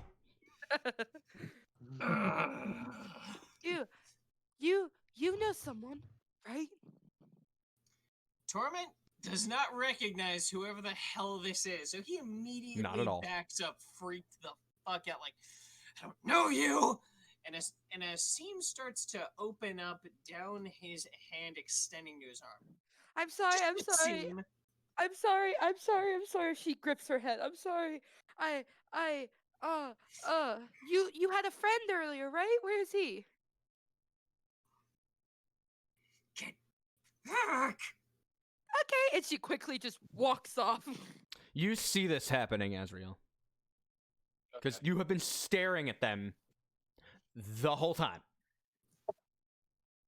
The seam on his hand closes. She quickly starts walking and she sees Azriel and she starts walking towards him because she can see his nice Now clothes. that she's actually No! approaching me, No. I'm gonna point her and go, stop right there. Because he's using message. So like over 120 feet, he can just go, stop. You hear a voice in your head say, well, not in your head. You hear a voice like whispering in your ear. Stop.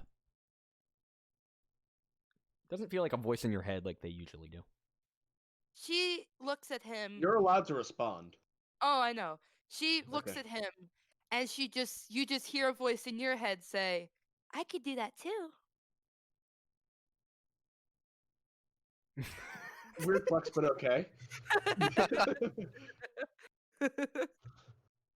At this... What? Sorry, go on.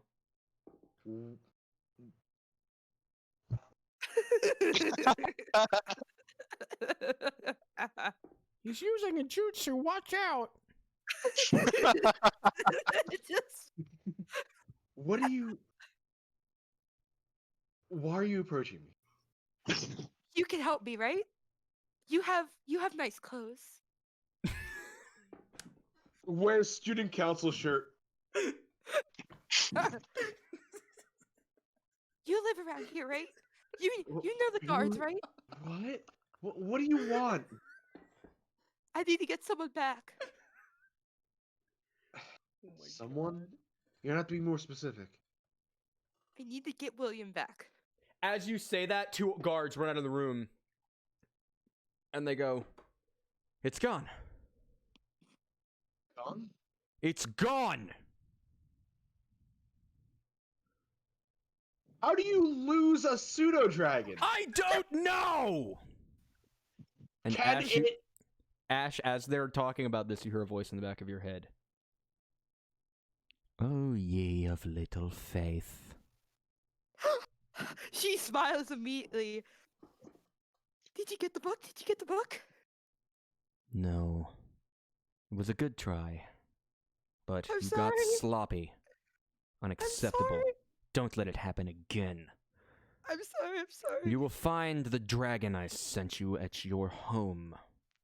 Do not fail me again. I'm sorry. Don't leave me. The voice is Don't gone. leave me alone. Well- Azriel to the guards. Well, let me summon my familiar and try to find it. You what? You have one too? What is it? Yeah, it's a hawk. Okay. Yeah. Does it can track creatures of that kind of descent? It can track. Find it.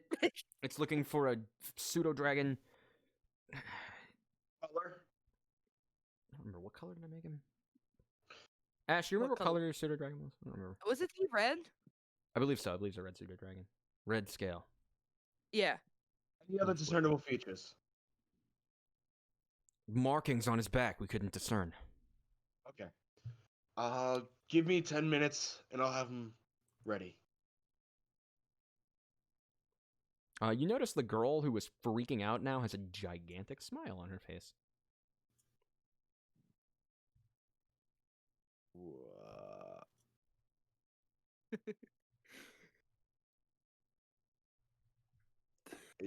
Are you okay?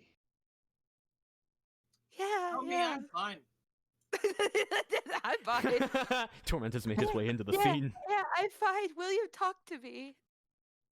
William talked to you. Yeah, I can see spirits. Weird flex, but okay. Not really flexing. Oh, that was but- not. You know in your head that was not William who spoke to you.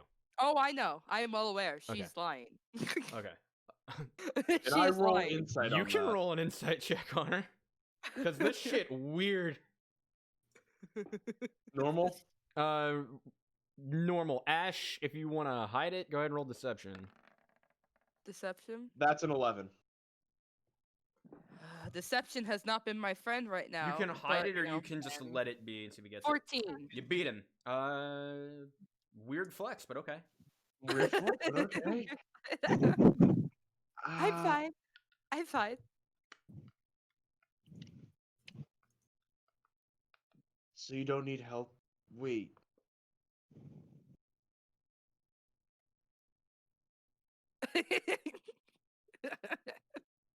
The gears are turning in Azriel's head. Just turning. Just turning. Vort, you hear a voice in your. You hear a voice. The dragon's gone. You're happy.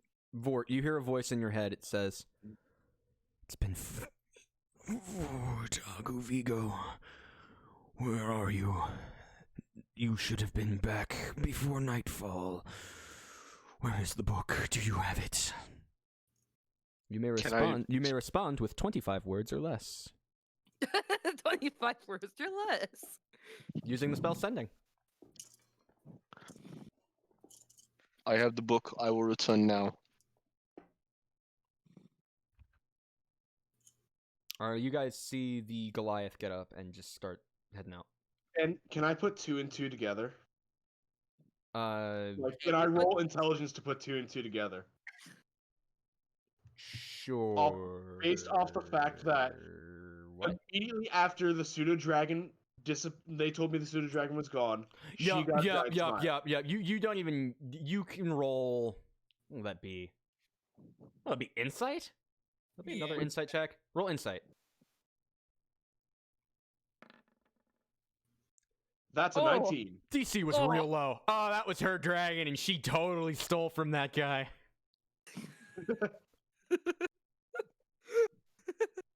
Azriel's gonna look to his guards and say, "It was her dragon." Guard captain says, "No, it wasn't." Yes, it was. Do I need to roll persuasion? Yes, you do, because they rolled a nat 1 when they tried to when she told them it wasn't her dragon.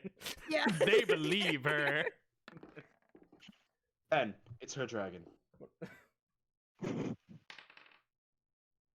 Based on the information, A guard tackles her. What? They rolled a nat 20 and they are pissed. Okay, I'm done. I want to walk away. No, Can I you're walking all respond to right. You're happening? walking into the security building. Wait, no. While he's talking, could I have walked away? Oh yeah, Like- you could have, but you didn't. But you I didn't. want to interrupt. Welcome to the big house. Welcome to the big house. It's been one episode, and a character's gone to jail. She didn't do anything. Shout out to You the have fact no that every proof. single time we have tested this series, every single time, and now in episode 1, a character has been put in prison. She has done anything. Hey, Or we Weird can't Arcade, prove I it. think for the next episode, you and I should trade jackets. Because I got the striped outfit. You I'm need so it. angry. They're taking you in. They can't even And prove that. as the guard tackles her, I'm going to point towards the paladin and be like, "What's your position in all of this?" He can respond in a whisper. I am He's a walking paladin. away. He's walking away at this point. So you hear a message from. Sounds like somebody whispered it from behind you. Yeah. I am a paladin of the monastery. I was on a mission to retrieve a book. This girl stole it.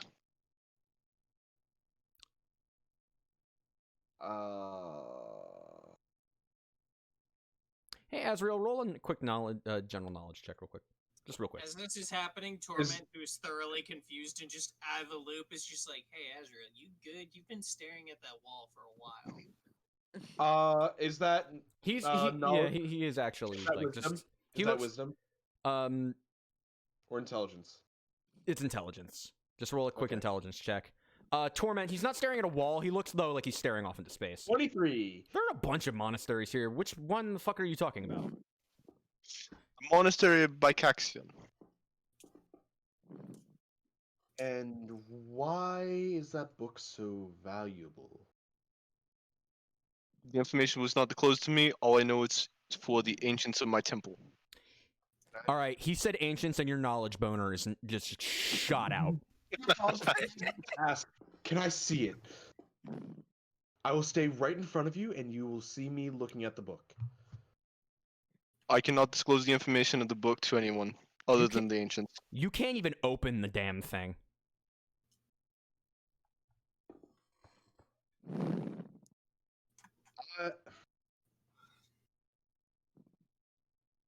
Azrael will start walking towards Vord.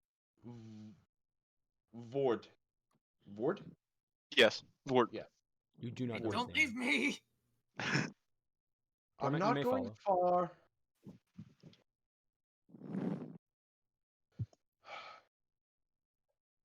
I wish to see the book. And then he'll show his identification as the professor of history in the He's showing you a badge. He's got his name, his ID number, and it shows that he's from the history department. Okay. I take out the book from my backpack and reveal it, showing the locks. All right, and as you pull out the book, showing the locks, Torment and Azrael looking on with Ash in a fucking jail cell. the fuck? That is where we are going to end the session for tonight. Okay. I'm so angry. I'm So for everybody angry. watching in the archive, this has been your DM Joke65. Dr. Shocklock. Rockosphere 8. Car 661. Weird arcade. And we'll see you guys next week. Bye, dudes! Bye. Later.